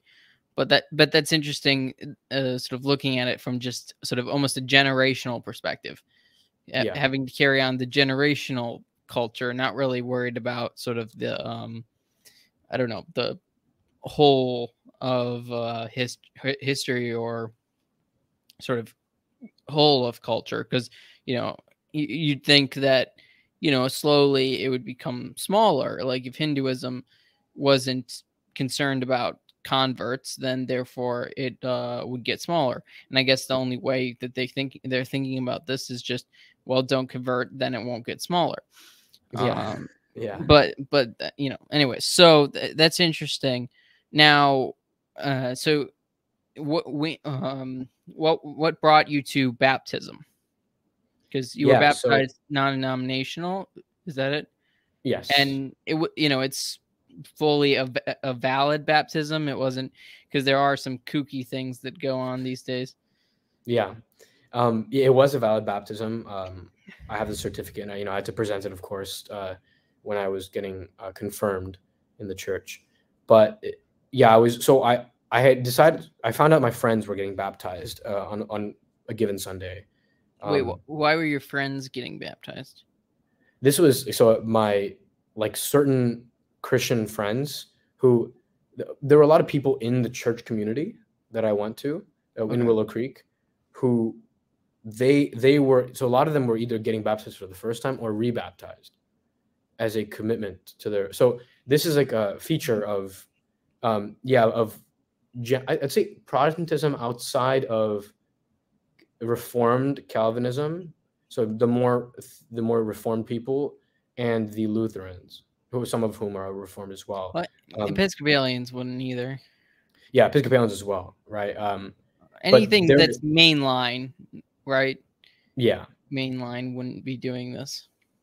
Yeah, but it's certainly non-denominational. This was quite common. Maybe I don't know if it's fair to say common, but it definitely happened. I know that it happened because I've seen people get rebaptized. Because the idea is it's an outward expression of inward faith. That's the line. Okay. And so doesn't regenerate your soul, doesn't remove the stain of original sin. No such thing happens. It is a commitment to God. And that commitment can obviously be offered again. So kind of, confirmation with none of its spiritual, factors, right? Exactly. Okay, so sort of graduation, or yeah, yeah. Okay, yeah. You've made the decision for yourself. it's in kind of a weird way. That's, I would say, how a lot of Catholics view confirmation, even though that's not how it works. You know, you don't just quit church or whatever. You don't, this isn't graduation. This isn't like just a recommitment. Yeah. Yeah. And there is, certainly what's different, I think, from a lot of the way that Catholics, a lot of lukewarm Catholics view confirmation is the people who are getting rebaptized. I think they did want to follow God. Like there was a genuine commitment or desire. Fervor. Fervor, certainly. But it wasn't, I don't think it was, well, this is, going a bunch of, I guess, controversial territory, but, which I love. I know you do. Yeah. Is it zeal or charity, divine charity, right? Is it charity of the Holy Ghost? I don't think so. I don't think charity from the Holy Ghost would inspire someone to almost pursue this emotional faith, purely emotional faith. And that's what I noticed a lot of this was. The nature even of the worship, quote unquote, worship music, which is, if anything, praise music, right? Not true worship, which is in the Mass. The praise music was it can be very emotional. And I noticed that this drive to rebaptize was also driven by an emotional proclivity to commit to God, not a real commitment, which can only be found in, true adherence to the sacraments, and a gift from God, right? Yeah. So, but back to sort of your friends are getting baptized or rebaptized. And so can you take it from there? Yeah. So I go to this service, right, on a Sunday morning, and they're getting baptized, and it's like there's a bunch of people in a line, and they have two big pools in the middle on the stage, right? It's think concert hall or auditorium. Okay. It's like that. So the stage is where the sermon is usually preached. Were they like kiddie pools, or were they like what kind of pools were they? They're kind of nice. If I remember correctly, I have a picture of me in the baptismal water, but it's almost like it was like a glass pool, like just like four panes, right? And then the water, and then the pastor or the person who's baptizing was in the pool, and people would step in. It would be full immersion baptism, and then they'd come up, and then the next person would go. Was this person doing the baptism, did they have any importance like to you, or did they have any, like, what did they have an importance in the community? I don't know. I don't remember their exact role. I'm sure there was someone important in the church, but it was, no one of particular importance to me, at least. Okay. So yeah. So I wasn't planning to get baptized, right? I remember when I walked in, I was with Josephine, and I think she actually mentioned, like, if you thought about getting baptized. And I thought, it's not, I got to take this slower. Like, this is huge, right? Not yet. Yeah, it does a pretty public commitment. It's a very now that's also commitment. Augustine too. There you go. Yeah. What is his line? Lord, make me chaste, but not yet. Yeah, this is a little different, but don't baptize me yet. Yeah, exactly.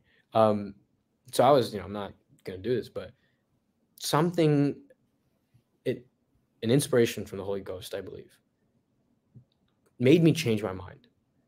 And I at the end of the service, as I saw these people getting baptized, I realized I need to do this, right? And again, that drawing, right? I need to do this. This is an imperative. And so I went up and I said, "Can I get baptized?" And the person I talked to, she did have importance to me because she was sort of the mother of. There were these 4 different groups within the larger church of the youth group, so they had 4 different houses almost. So I was part of one house, and she was a sort of mother of the group almost, right? The mother figure. So a little English. Yeah, exactly. And she asked me, like, do you want to live a Christian life, right? Basically asked if I want to commit myself to Christ. And I said, yes, I do. So I went up in my normal clothes, right? And I stepped in the pool and I was baptized.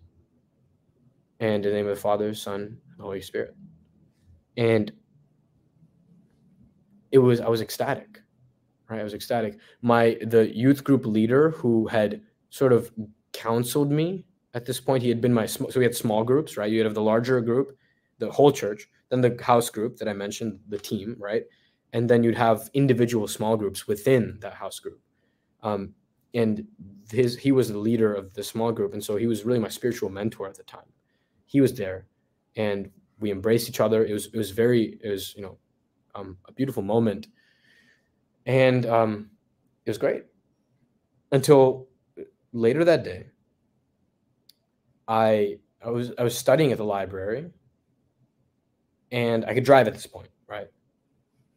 So I was studying the library for my finals. No, it wasn't final. It was something studying for the SAT.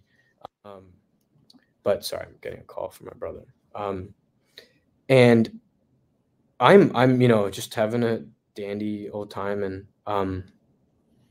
and then I get a text from my family.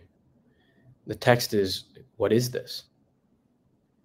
It's a screenshot of a baptismal certificate that had been sent in my email. And it says, "Congratulations, you've been baptized in the name of the Father, Son, and the Holy Spirit." And my parents aren't, they're not naive. They know what baptism is. And they, my father says maybe it's one of his friends, right? He went to see his friends get baptized, but no, it says my name on it. And they asked me to come home right this instant. So I'm freaking out. And I pack up my stuff and I get in this Honda Odyssey, like this old Honda Odyssey. And I'm like nervous. I'm pulling out of the basement parking lot, and I scraped the side of the car on the pillar because I'm so nervous. And I was like, oh my gosh, I can't believe I just did that. I'm like, this sucks, right? So I had to explain two things.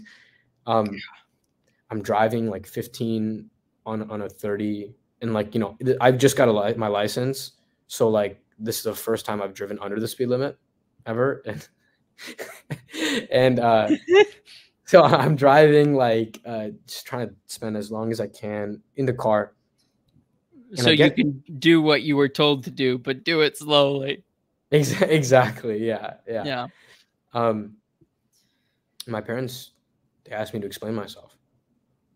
And for the first time in my life, I think the first time at least until I had come to high school and really started thinking, right, about these big ideas. For the first time, I didn't have an argument. I didn't even know what to say. Because they asked me why I did this, and I have to. And my mother was very clear that, she said, the moment you picked a new religion, you've picked a new mother. Right? Yeah. In some way, you did without knowing. You picked Mary. Exactly, right? And the church, and Mother Church. Holy Mother Church, right? And of course, my commitment to my earthly mother and father was not undermined or diminished. Sure, if anything, it was heightened, right? Because now I assent to the commandments. Well, yeah, you didn't pick not to be your mother's son. You just picked also, or you just realized that you had Our Lady as well, without knowing it, of course, because you're Protestant in the service. Yeah, certainly, yeah. Certainly about knowing. Anyways, that's terrible. Just that's very yikes. Looking back, I guess it can laugh, now, because that's always my tendency, with I try to laugh about. I think that's our generation. Yeah, definitely. If we did not laugh about these terrible things that happen in the world, or especially because we know so much of what happens in the world because of the internet and stuff like that, and you know, a lot of the just the craziness that happens. And I mean, a lot of people deal with very traumatic personal stuff as well. But you know, this is an extreme personal situation.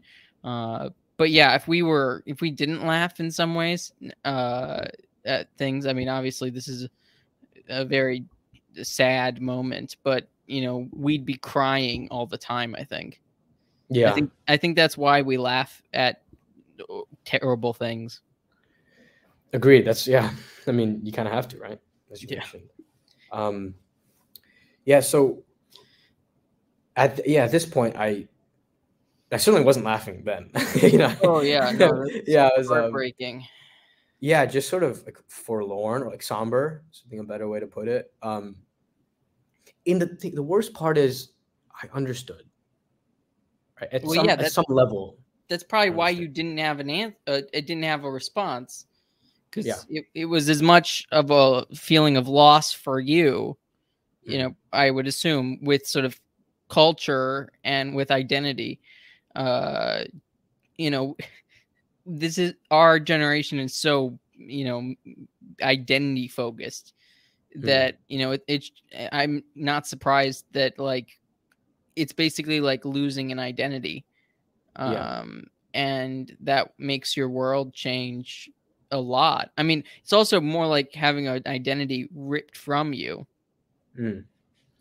Yeah, certainly. And obviously I found out later about the fact that I didn't have to forsake Indian culture to be Christian. Certain aspects, maybe, right? Certain aspects of it, but not everything. I mean, as we both know, right? The Syro-Malabar Christians are a great testament and witness to the faith. There's also one other, isn't there? Syro-Malankara? Yes. Maybe. I think that's what it is. There are two, I know, at least. Yeah, I'm still reading up on the history between that, but it's a very fascinating history. Yeah, let me know when you figure that one out. yeah. We'll have to do an episode on that, I think. Oh man, that's a whole Once you figure that out, because I don't know that area, so I'd love to hear that eventually. But yeah, so you didn't have to, you know, in the end, but like from a Protestant perspective, in some sense, you kind of did, because there's not really that Protestant connection with Indian culture. Yeah, that's very true. But I felt like I still had a community, because at this point, I had my then girlfriend. I have my friend, right? Like Josephine and Jane. I had their families. I had somewhere to go. And this is actually why my parents were very angry at Jane's father. There was this impression that they had made me Christian. Yeah, that they stole their, they stole from them a son.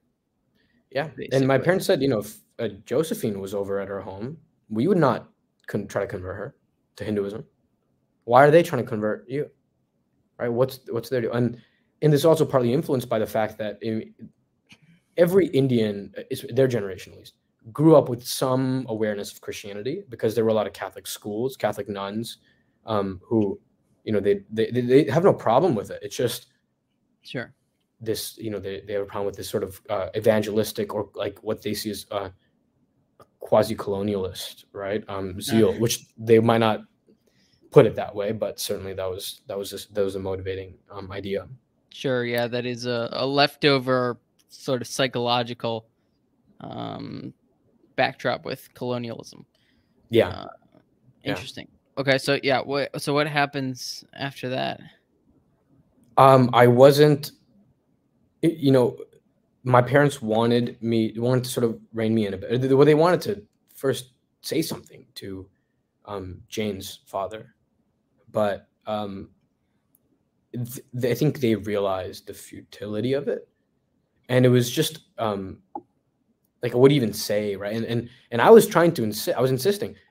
He had nothing to do with this. The conversations I had with him, about religion were predominantly negative. Like Yeah, that was when confrontation. exactly. That was Yeah. back when I thought it was insane. And because the notion of converting for the truth because you did this research is, I mean, like, who's going to believe that? Like, at least it's at least from the parents' perspective, when they see their child as their child, right, and not as a person who's trying to think through these philosophical questions. Certainly, it's going to. I mean, it would be an absurd notion, right? Or at least I could see. I think that's how they felt about it. And but at the end, the resolution was, we gave you freedom to read the Bible. We gave you freedom to read about Jesus. We never stopped you. And now you've abused that freedom. And so we're taking it away. You're not going to church. You're not reading the Bible. There were considerations of, you're not talking to this girl, at least you're not meeting with her for a while. But I think they understood that was, it's a lot. My parents were not, they didn't want to make me sad, right? They didn't want to hurt me. Yeah. I think there's a lot of the case with, just in general, with parents in this circumstance when their child converts, or even parents in general, Asian parents in general, right? This tough love, and parents in general, I guess you could say. No, I think that you might be more onto that. There isn't a problem for most, well, especially in this area. I don't think there's as much pushback in certain family structures. Yeah. But I think it can be a little more loosey-goosey with a lot of at least suburban families that don't have sort of an Asian culture background. Yeah, that's fair. That's fair. That's more like hands off. Yeah, exactly. I mean, I think that might be changing slowly, but I think, at least that's still, or previously was, a mentality. So they didn't want to increase your rebellion against them. Yeah. But yeah. but they also didn't, but they also wanted to rein you in some capacity.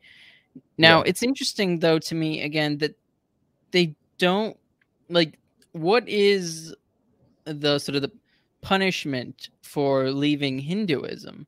Like, is there a concern, a greater concern than relationship wise to losing you from Hinduism? I think it was, I mean, the concern was disconnect from family. Okay, so it's right? relational. It's just purely, this is how our family works, and if you break away from or you've broken away from this, so therefore, we don't want it to be we don't want it to damage the family as a whole. Yeah, exactly. It's like, it was very, again, this is why this notion of, you've picked a new mother, right? You've picked it's like you're rejecting your family. That was, I think, the main concern. There was no, there was no penalty for being an apostate, right? It was just very awkward. I mean, at least awkward when it comes to families, because my extended family and with my family friends, my parents would sit me down in front of gurus, like Hindu spiritual leaders, to try to talk about this, right? And it was very fascinating. Actually, I can tell a story if you'd like, of one encounter. But so it was very awkward. But this is sort of the setting in which I was really forced at some point to really am I really going to do this? Am I really going to convert? And if I am, I better have a good reason to believe it. Well, And have this you is what not already? Did it hurt your belief in some sense? This pushback, these results, did it lessen your desire to be Christian? No. Okay. And this is where it was like, if you believe that 2 + 2 is 4, right? Yeah, you might get hated for it, but like, you might even not wish you didn't believe it. Right? There were moments where I thought maybe life would be easier if I just never looked into this in the first place. Right. But I can't change the fact that I know it's true. Yeah. And this is like it. So what am I going to do? I mean, well, I guess this is crudely put, but one good thing about it being true is that there is a God who loves me, and for whom this is acting out of providence. Yeah, and it's you also have a reason for, or something to direct the pain that comes with all the stuff, that you're doing it for a purpose, and you can offer it up to God, and it's not meaningless. It isn't all meaningless that you're suffering, because if suffering was meaningless, if there was no end to that, then I can see the utilitarian argument there, just to avoid pain. Now, so I mean, your family, as you sit down with with gurus, so do you want? I'd love to hear what this circumstance was. Yeah, so the most prominent case I can think of is when so it was a house party or housewarming. So there's a puja for the housewarming when it's an auspicious event. So there was a puja and we were invited. I went to the puja. At this point, it was really fresh, right? This my parents' awareness of my conversion. Mm-hmm. So I went, and I was very loosely participating, as in I watched what happened. And at this point, there had been I didn't think that I had to stop doing the ceremony. Thankfully, I wasn't expected to be involved, like actually offering to the idols, because it wasn't our home, right? Mm-hmm. That was being warmed. I don't know what you'd say, but it wasn't our home. That wasn't the primary focus. Exactly. So, yeah.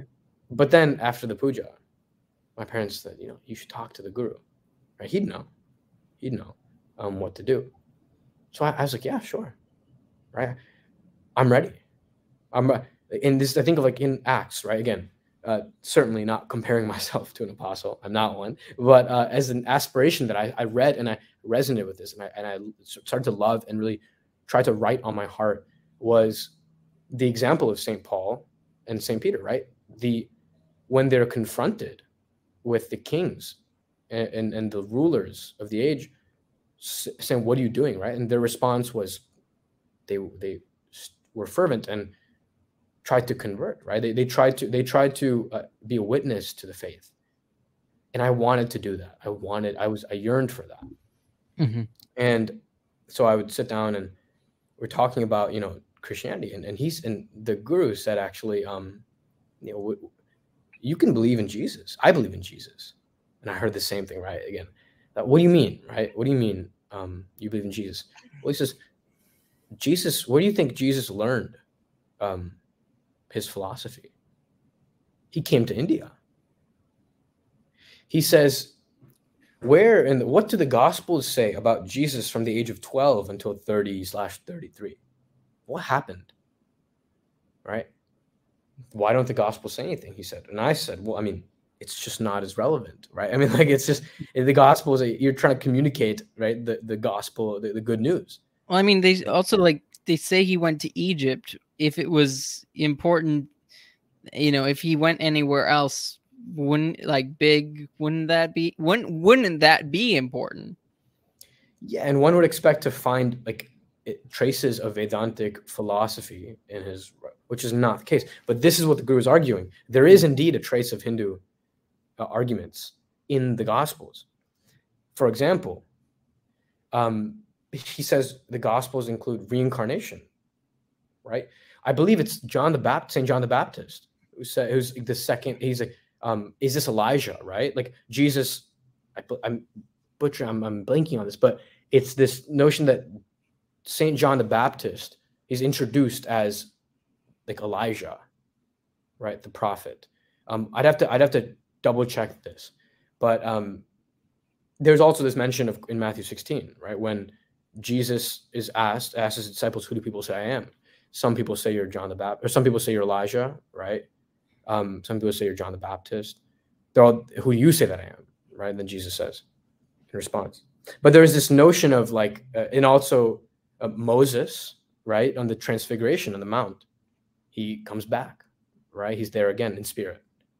So this idea is you see this reincarnation almost of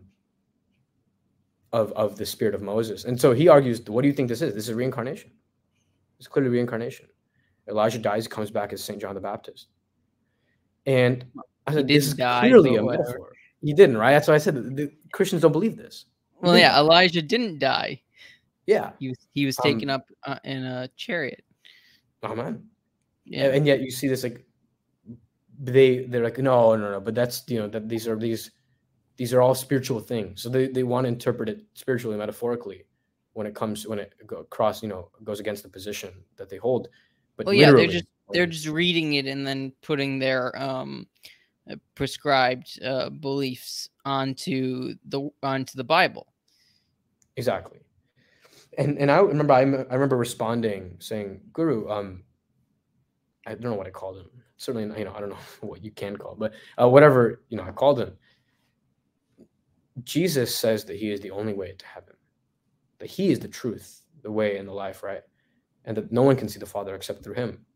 Hinduism is not reconcilable with this exclusivity." And he said, what does Jesus mean when he says, "I am"? He's talking about the supreme consciousness, which is the Godhead, right? The supreme Godhead, which is, imagine like an ocean, right? You are like a drop of water, not the same in magnitude, but the same in substance, almost. That Jesus had this, he was also conscious. He had moksha, enlightenment, right? And so when he says, "I am the way, the truth, and life," he's talking about all of us can be that. All of us can be the way, the truth, and the life. God forbid, that's blasphemous. But this is, and I heard this, and I was, at that point, it's quite obvious. This is not what Jesus said, right? He said, "I and the Father are one." And he rebuked those who are of Satan, right? Of their father, Satan. And so these sort of conversations happened a lot. And it always ended with, people, I remember when I was having this conversation, everyone started congregating, right? The whole house would come around us and they were listening. And I was saying what I said. And eventually the guru said I had to leave, right? So he got up to leave. Or actually my parents would also, they'd try to pull me away, right? Like, okay, let's end it now, because this wasn't going anywhere. And if anything, people were seeing, like, they were seeing, like, this is absurd, right? What the guru is saying. And so the guru had to leave, and I left, and I was eating downstairs because I always eat after. And people would come up to me like, "Oh, where'd you learn all this? Like, why do you believe this?" And I would say, this is the truth, right? It's all there.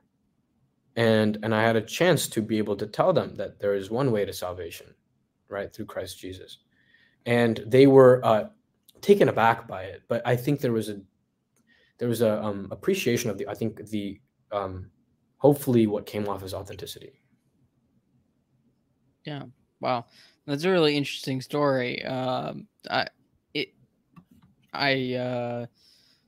It's just so interesting that they would bring you to into conversation with this guru, and it makes sense. It's like what Protestants will do if they bring somebody who's questioning things to the pastor or whoever's in charge, the preacher, and have this discussion. So this is very common, but it's just interesting because Hinduism is syncretism in a lot of ways.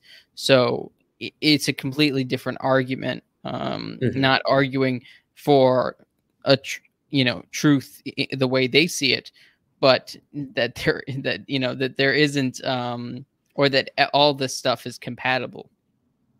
Absolutely. Yeah, that's crazy. Now, do you ever get released from your purgatory, so to speak? I mean, it was very up and down for a while. In the beginning, it was very intense, right? Very, but then over time, it starts to diminish a little bit, and you'd have moments of intensity. It's kind of like, there's like a function that looks like this, but it's like it's really like or it's really kind of like up here, and then it kind of dies down a little bit, and then you start to like there be certain moments of like just where it gets really intense again. Maybe something comes up in an argument, and and I respond, because at the time I was just trying to be very rational about it, rationalistic almost about it, saying, why wouldn't you believe this, right? Here's the evidence. Let me show you the evidence. And they weren't concerned with the evidence. Remember my parents said, if there is a religion, if you want me to believe that there's one way to heaven, I'm not going to believe it, even if that means I burn in hell. I'm not going to believe it, right? Because this is just that is their axiom, right? There's a lot of people's axiom, and so it was very intense. But then over time, I think over the years, there are moments where it does come up again, but it's less intense each time. Right. Yeah. I think partly because my mother, in speaking to my grandmother, her mother, sort of has come to believe that as long as I'm happy, right? And so in their view, in my mom's view, at least, I have made a grave error, but if family comes first, in their view, like this can't continue. So at some point there has to be reconciling. Gotcha. Okay. So but my father is more reticent to accept it. I remember for a long time, whenever I would say I'm a Christian, my parents would say, you're not a Christian, you're Hindu. More and more now, my mother is not on that train. My father still is a little bit, but things are certainly more peaceable, I'd say. Yeah. I mean, obviously it was for shock to them, sort of a shock to the system. And they have to learn to react to that. And, time goes by and probably gets a little easier for them. But so you're in the Protestant world now, you're full into it now. Can you talk a little bit about what theological sort of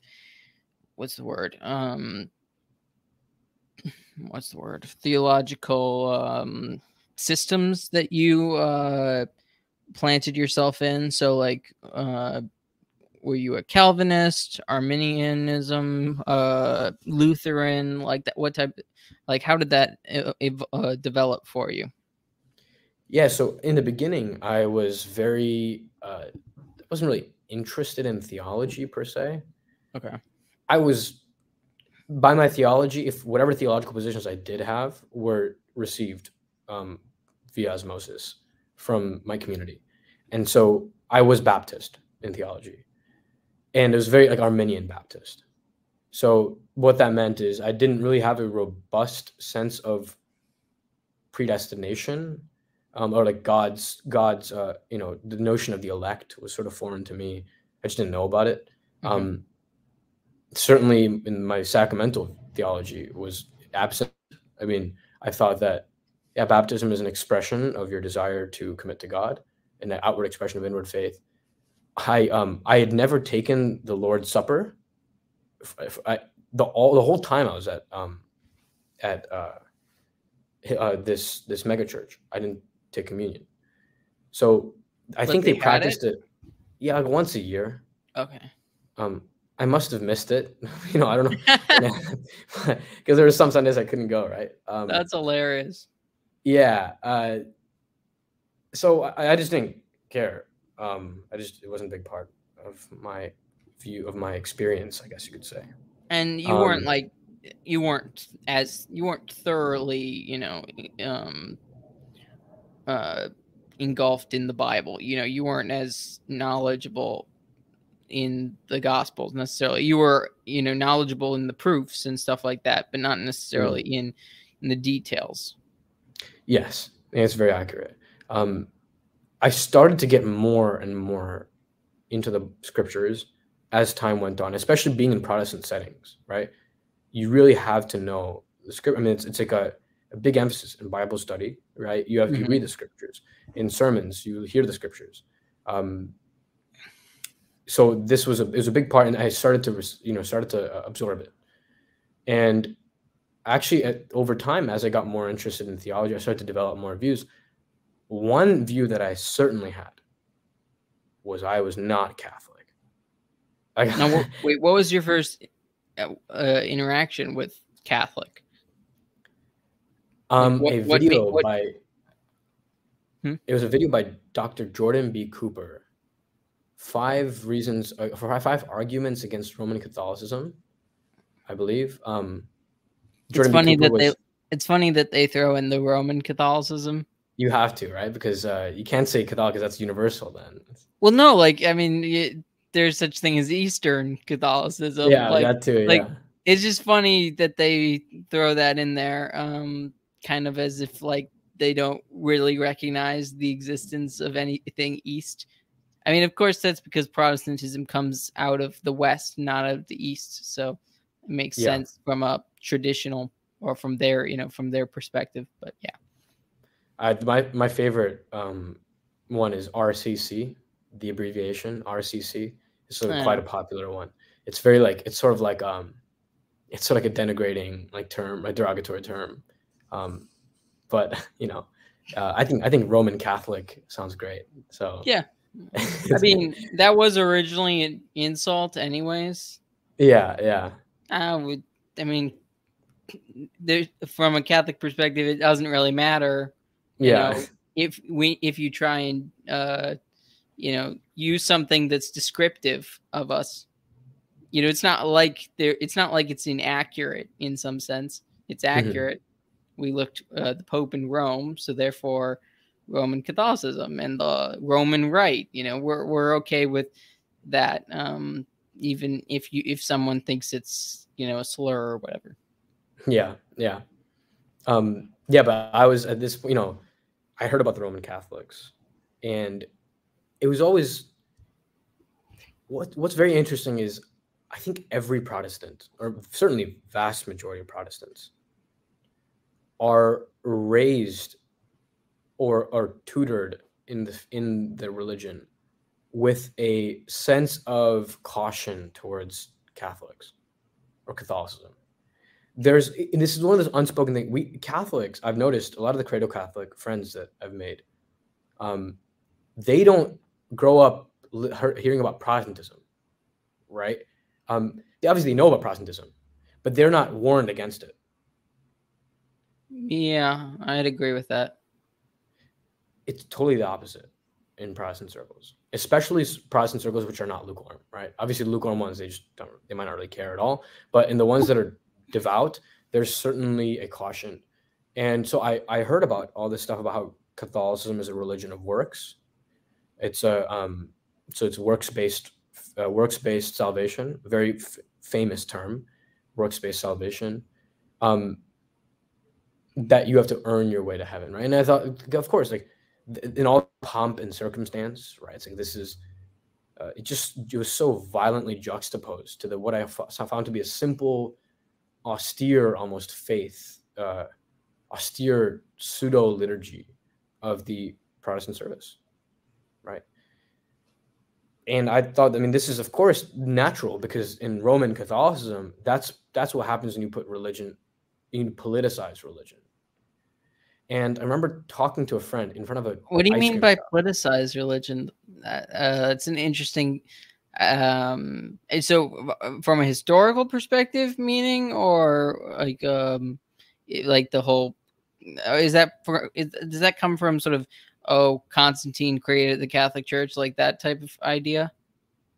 Not as much. It's more very institutional, right? There are politics Okay. at hand. Okay. Yeah, I guess There's a pope who's the ruler, right? Who like has laws or rules and regulations, and the people have power. And of course, what do you expect? You put religion in the hands of fallible men. Of course, they're going to abuse it, and you're going to get mass pedophilia. That's what my perception of the church was. And I remember talking to a friend in front of he was raised Catholic, talking to a friend in front of a ice cream parlor that we were at, and he was telling me, Aditya, I'm thinking about religion, right? He was always very inquisitive, and he said, "What do you have to say about it?" Because obviously I know you converted, and I told him, if you want me to make you Catholic again, I can't do that. Catholicism is exactly what happens, and I was trying to appeal to him, right? It's like, you thought you had Christianity when you grew up, but let me tell you, you don't, and you're missing out on the real thing.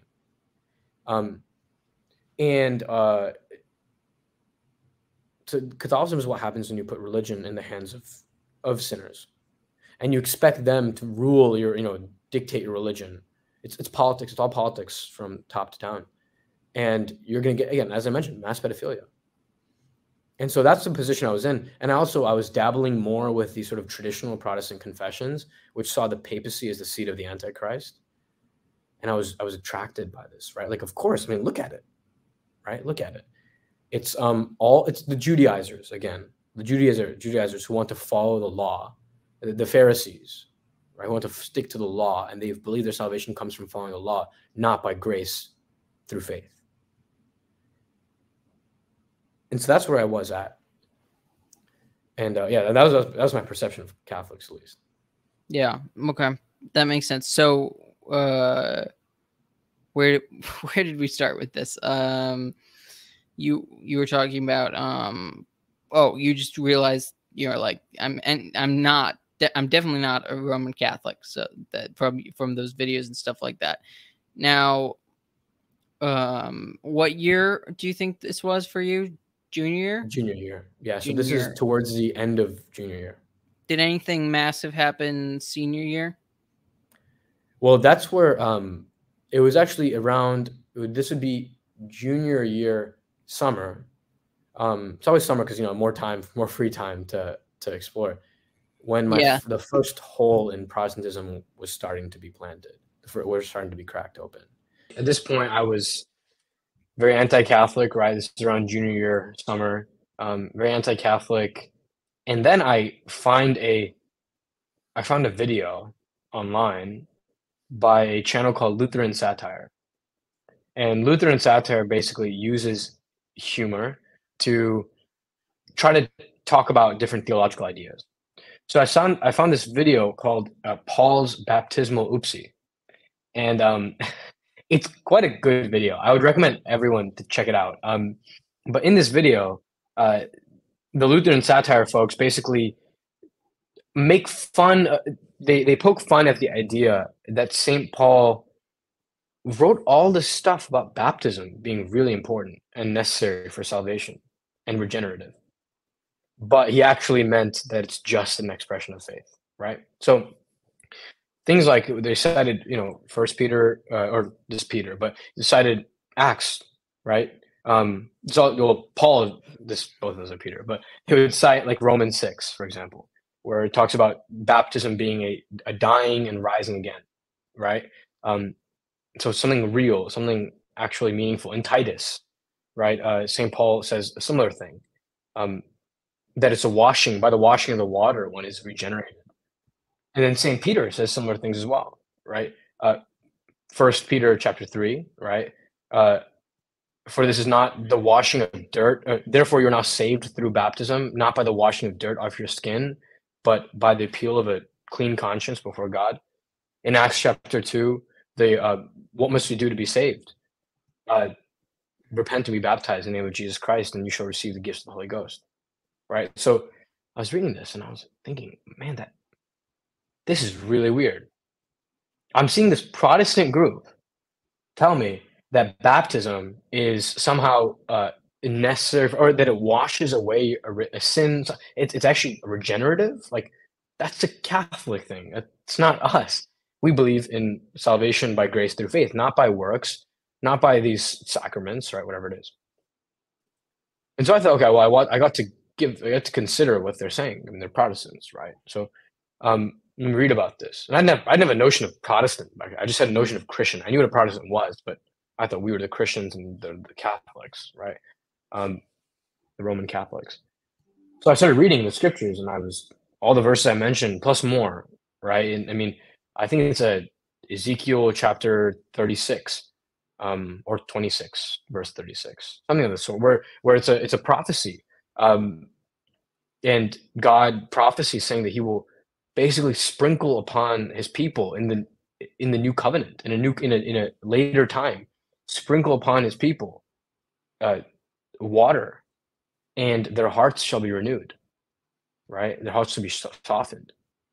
And then I read about, in John chapter 3, right? The famous verse, like, amen, amen, I tell you, unless one is born of water and spirit, right? They cannot enter the kingdom of heaven.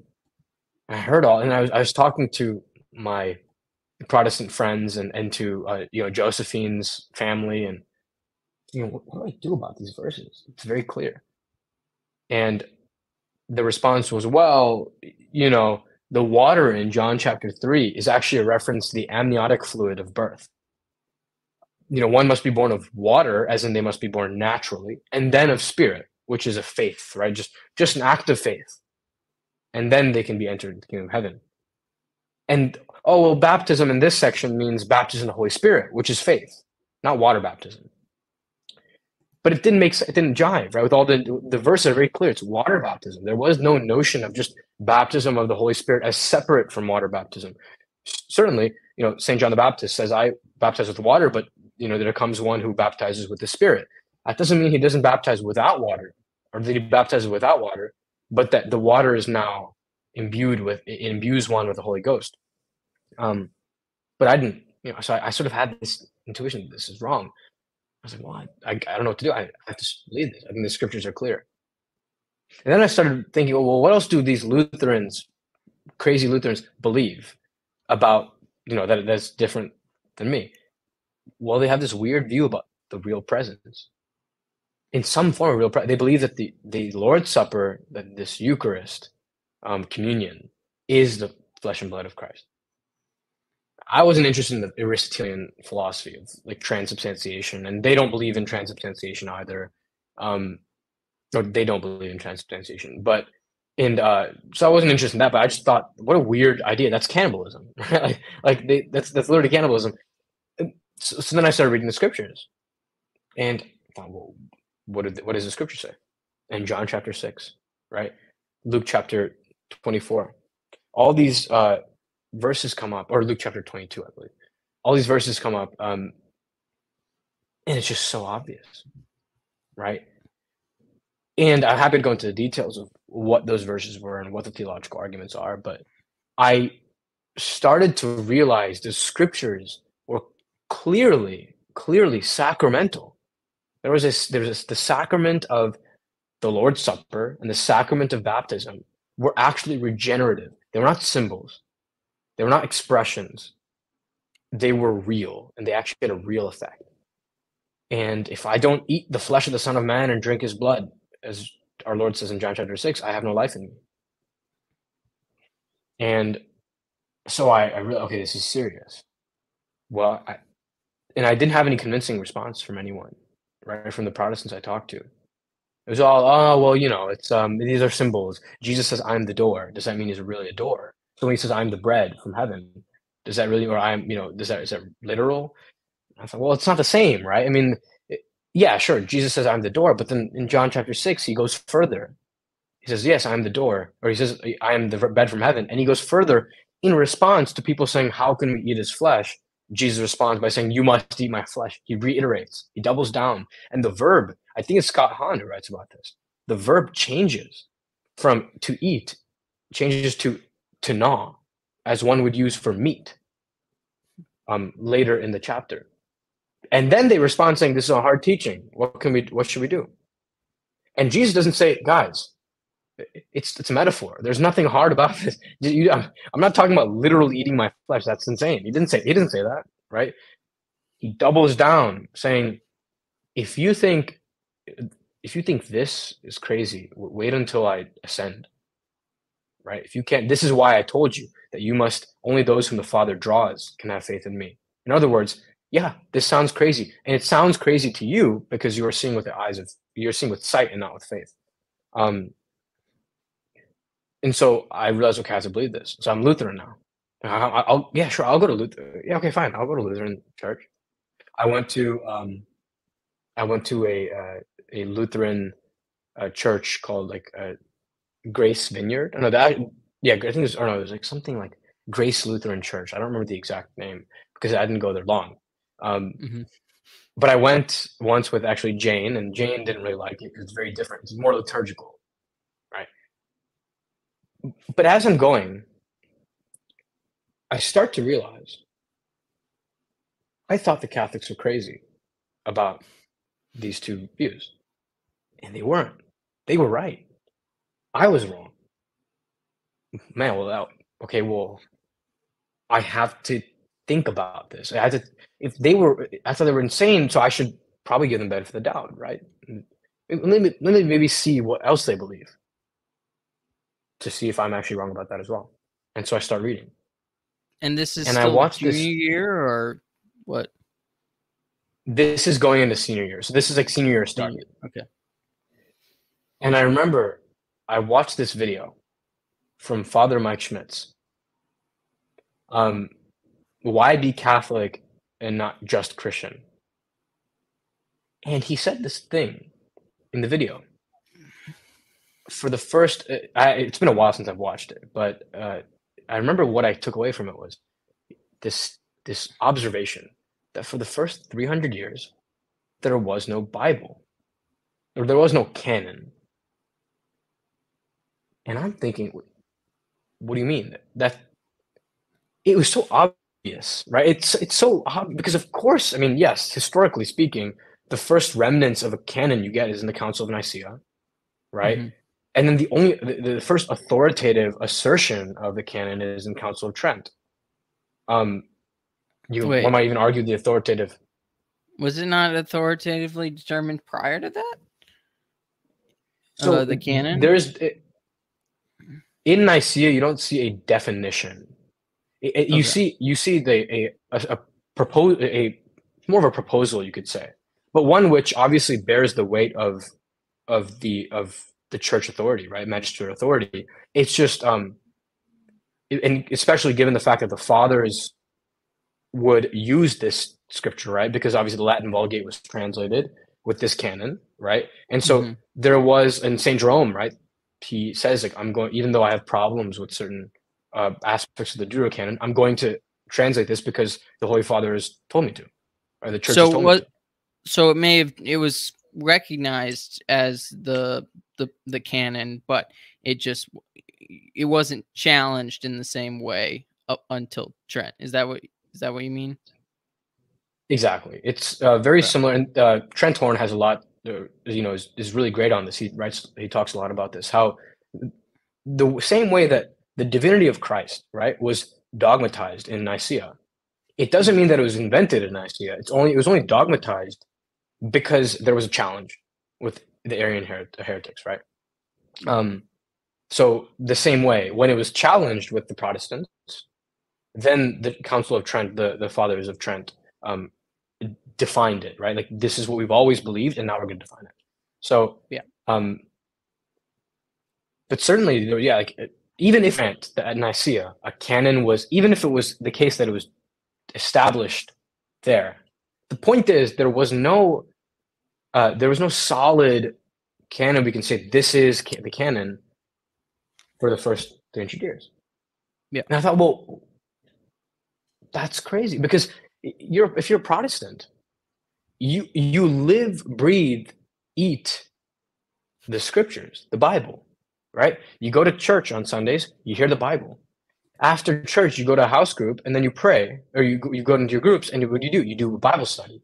When you're with your friends, right? You talk about the first standard of assessment for any particular act or anything.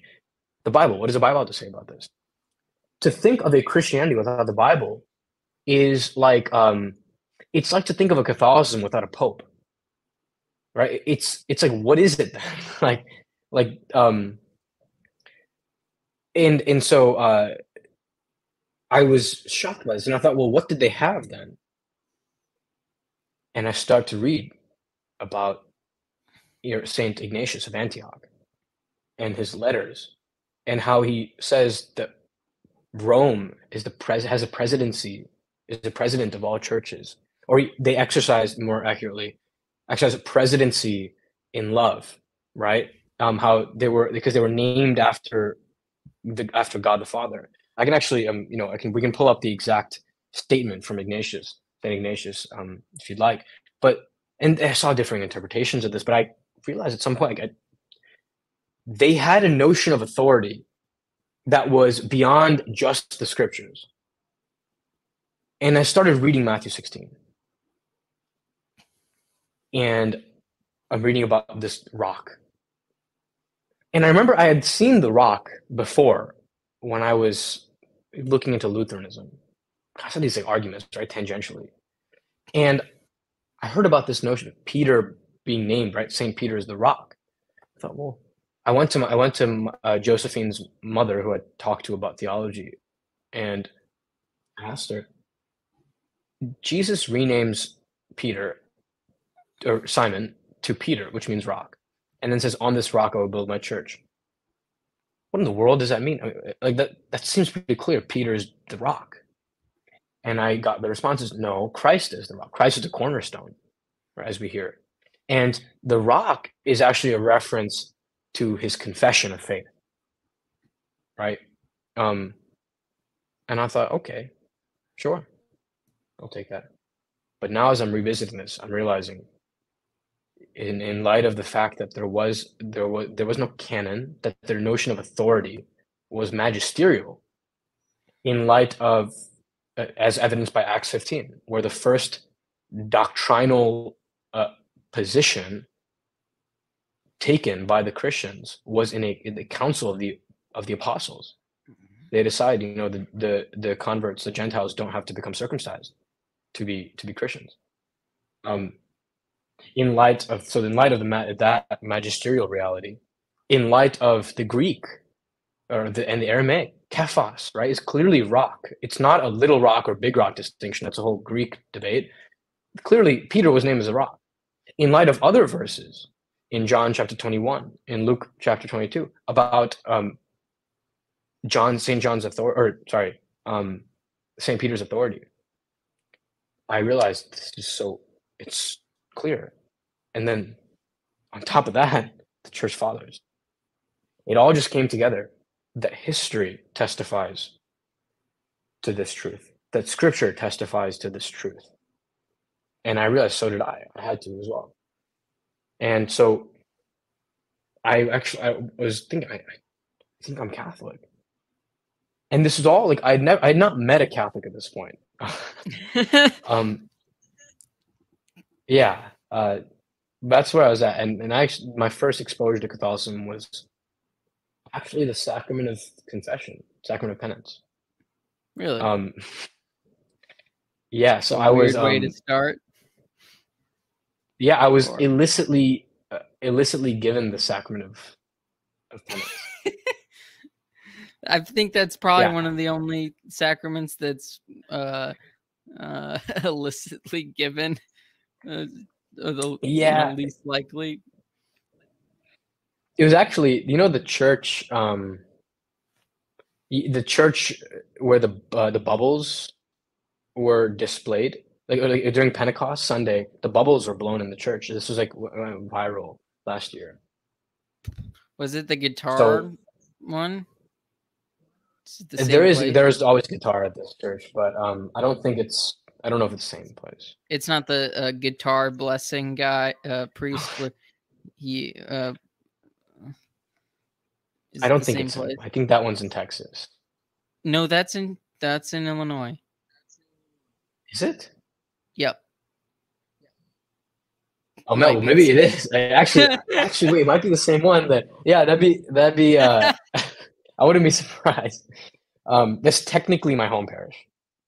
Oh. So yeah, and that's actually where I received. I called them up and I said, "Can I receive confession?" Because I was reading about confession in John chapter 21. Is it John chapter 20? John chapter 22, I think. But I was reading about confession or sorry, 20. John chapter 20. Um, I have to double check. It's been so long. But it's about basically Jesus saying, he breathes onto the apostles the Holy Ghost and says, whosoever sins shall be forgiven, or whosoever sins you forgive shall be forgiven, whosoever sins you retain shall be retained, right? Gives them authority. And I thought, well, that's clearly confession. So I thought, okay, I'm gonna go to confession. And I didn't know that you have to be Catholic. So I called them up and I said, if I'm Protestant, can I go to confession? He said, yeah, come on over. So I went over and Chicago diocese. yeah, so I that's when my confession was started. And according to some theologians, that was actually my entry into the Catholic Church. Yeah. Okay. I heard from a priest actually at U of I, that some theologians argue that if one is already baptized, then Yeah. confession is when they're like really committed to the church. Well, I guess you could. I mean, yes, you could argue that. I mean, so someone's deathbed conversion, they go through confession and they receive the anointing. So I don't know if it's the confession or which part. So maybe it is the confession, or maybe it's the anointing. I don't know, because Yeah. I don't Well, think either way, confirmation. Well, anyways, I mean, confirmation is important too. So, amen. Yeah. but could you accidentally though be received, if that makes sense, through confession? That would be the question. Like, you didn't know, there was no knowledge, right? Yeah. At this point, though, I knew I wanted to be Catholic. Okay, Um, so maybe yeah, and it was, who knows? God knows, God yeah, willing, okay. the But you grace of didn't. final perseverance, maybe I'll find out. You wanted to become Catholic, but you weren't. You weren't. Uh, you made the step. This step that you didn't know you weren't necessarily supposed to do, Yeah. because RCIA, and stuff like that. So, but what made you decide to go through RCIA? It was after I was talking to, I was, I would debate with, ironically, James. I was trying to remember her name. James' father about this. So we used to debate when I was an atheist and he was a Protestant, and now I'm a Catholic and he's a Protestant still. And so we were debating about this, and at some point I was hearing all these arguments, and I thought it was clearly the scriptures are clear, and so I realized I had to join RCA. I went to a different parish. It's also could count as my home parish, close enough.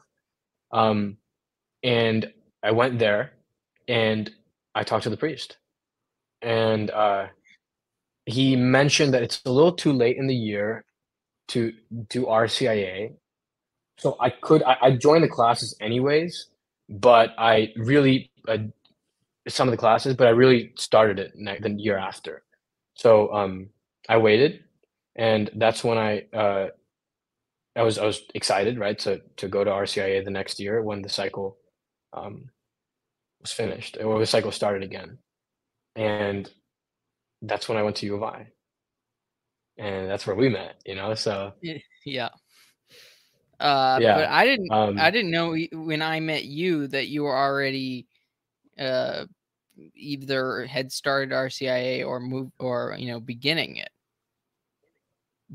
Yeah, so I didn't technically start RCA at that point. I Okay. like I knew about some of the classes, but I really started RCIA. So I came in that so it was when school year started And you that had I begun, had and had had done some. this is online, so you were this is Yeah. COVID. So you were at Stanford at the University of Illinois. Yeah, Physically at the exactly. University of Illinois, while everyone else was Yeah, just yeah. at the University of Illinois. Yeah, and it was very interesting. I mean, I'd done some RCI classes in person because I was at home for much longer than most of my friends because the Stanford schedule is just shifted over. So that's why I'm still in school right now, even though most of my friends are at home. We start the summer late, we end late. So I was able to do some RCIA classes in person while I was at home.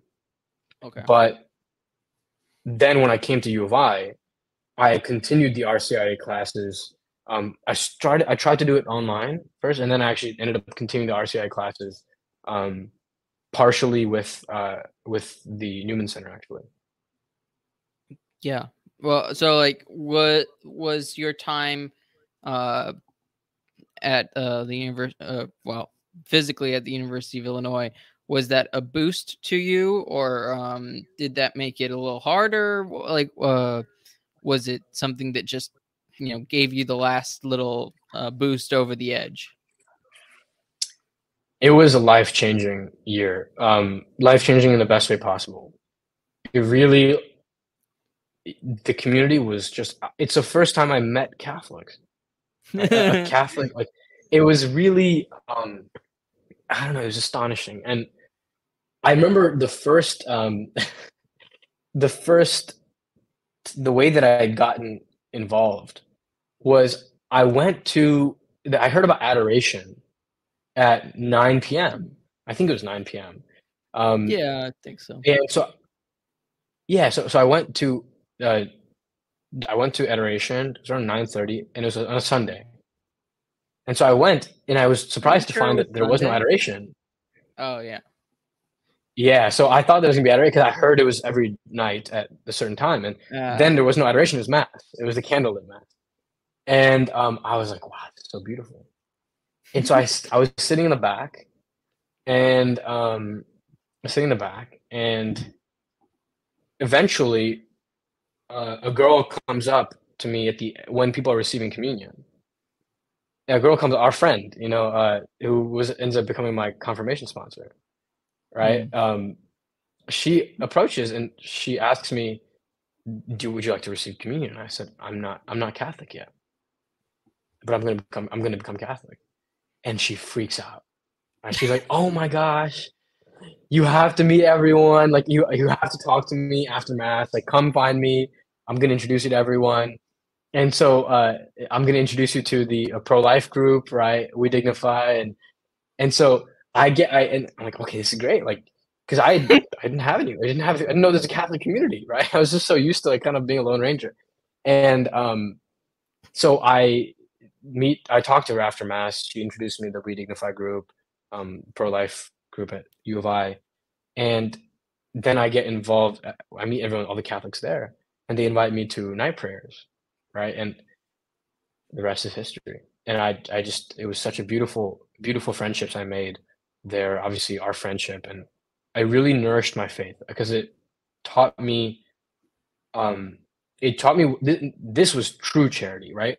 Not just the charity. It wasn't just the charity between me and God that I felt with the the sprouting of faith, but now I could see the true charity of communion and fraternal communion in the Catholic Church. That was Yeah. really life changing.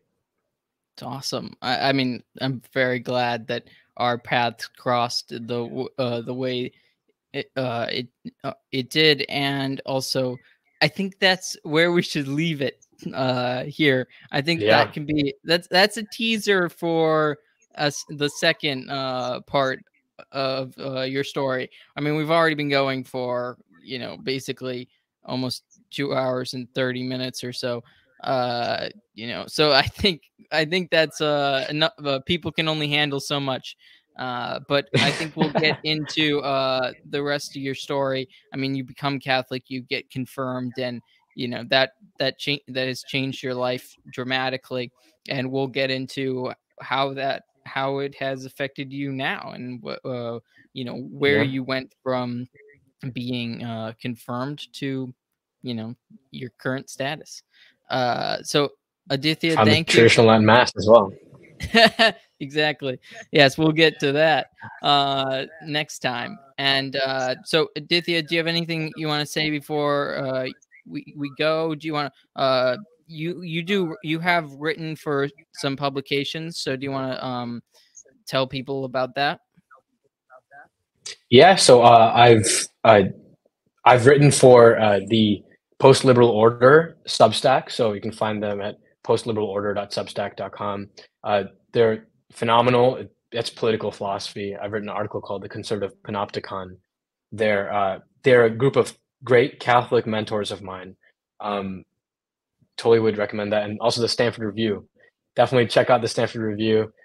We publish a lot of, I think, great material. I've written several articles for them, so you can find, if you want to stay updated on the latest occurrences within this strange place called Stanford, you can find it there. And of course, I'll put my Catholic twist on it. So, it's I think I also want to say, Connor, thank you so much for having me. I'm really honored to be on your podcast. You've done. I've seen how your podcast has grown with all your hard work and God's grace. So really thank you for this opportunity, and I pray that it is conducive to a growth in faith, hope, and charity for everyone watching and listening. Indeed, I'm very much honored to have you on for you to be able to tell your story on my podcast, and that's a great privilege for myself and for the podcast. So thank you all for watching. Please like, share, comment, and subscribe, and God bless. Bye.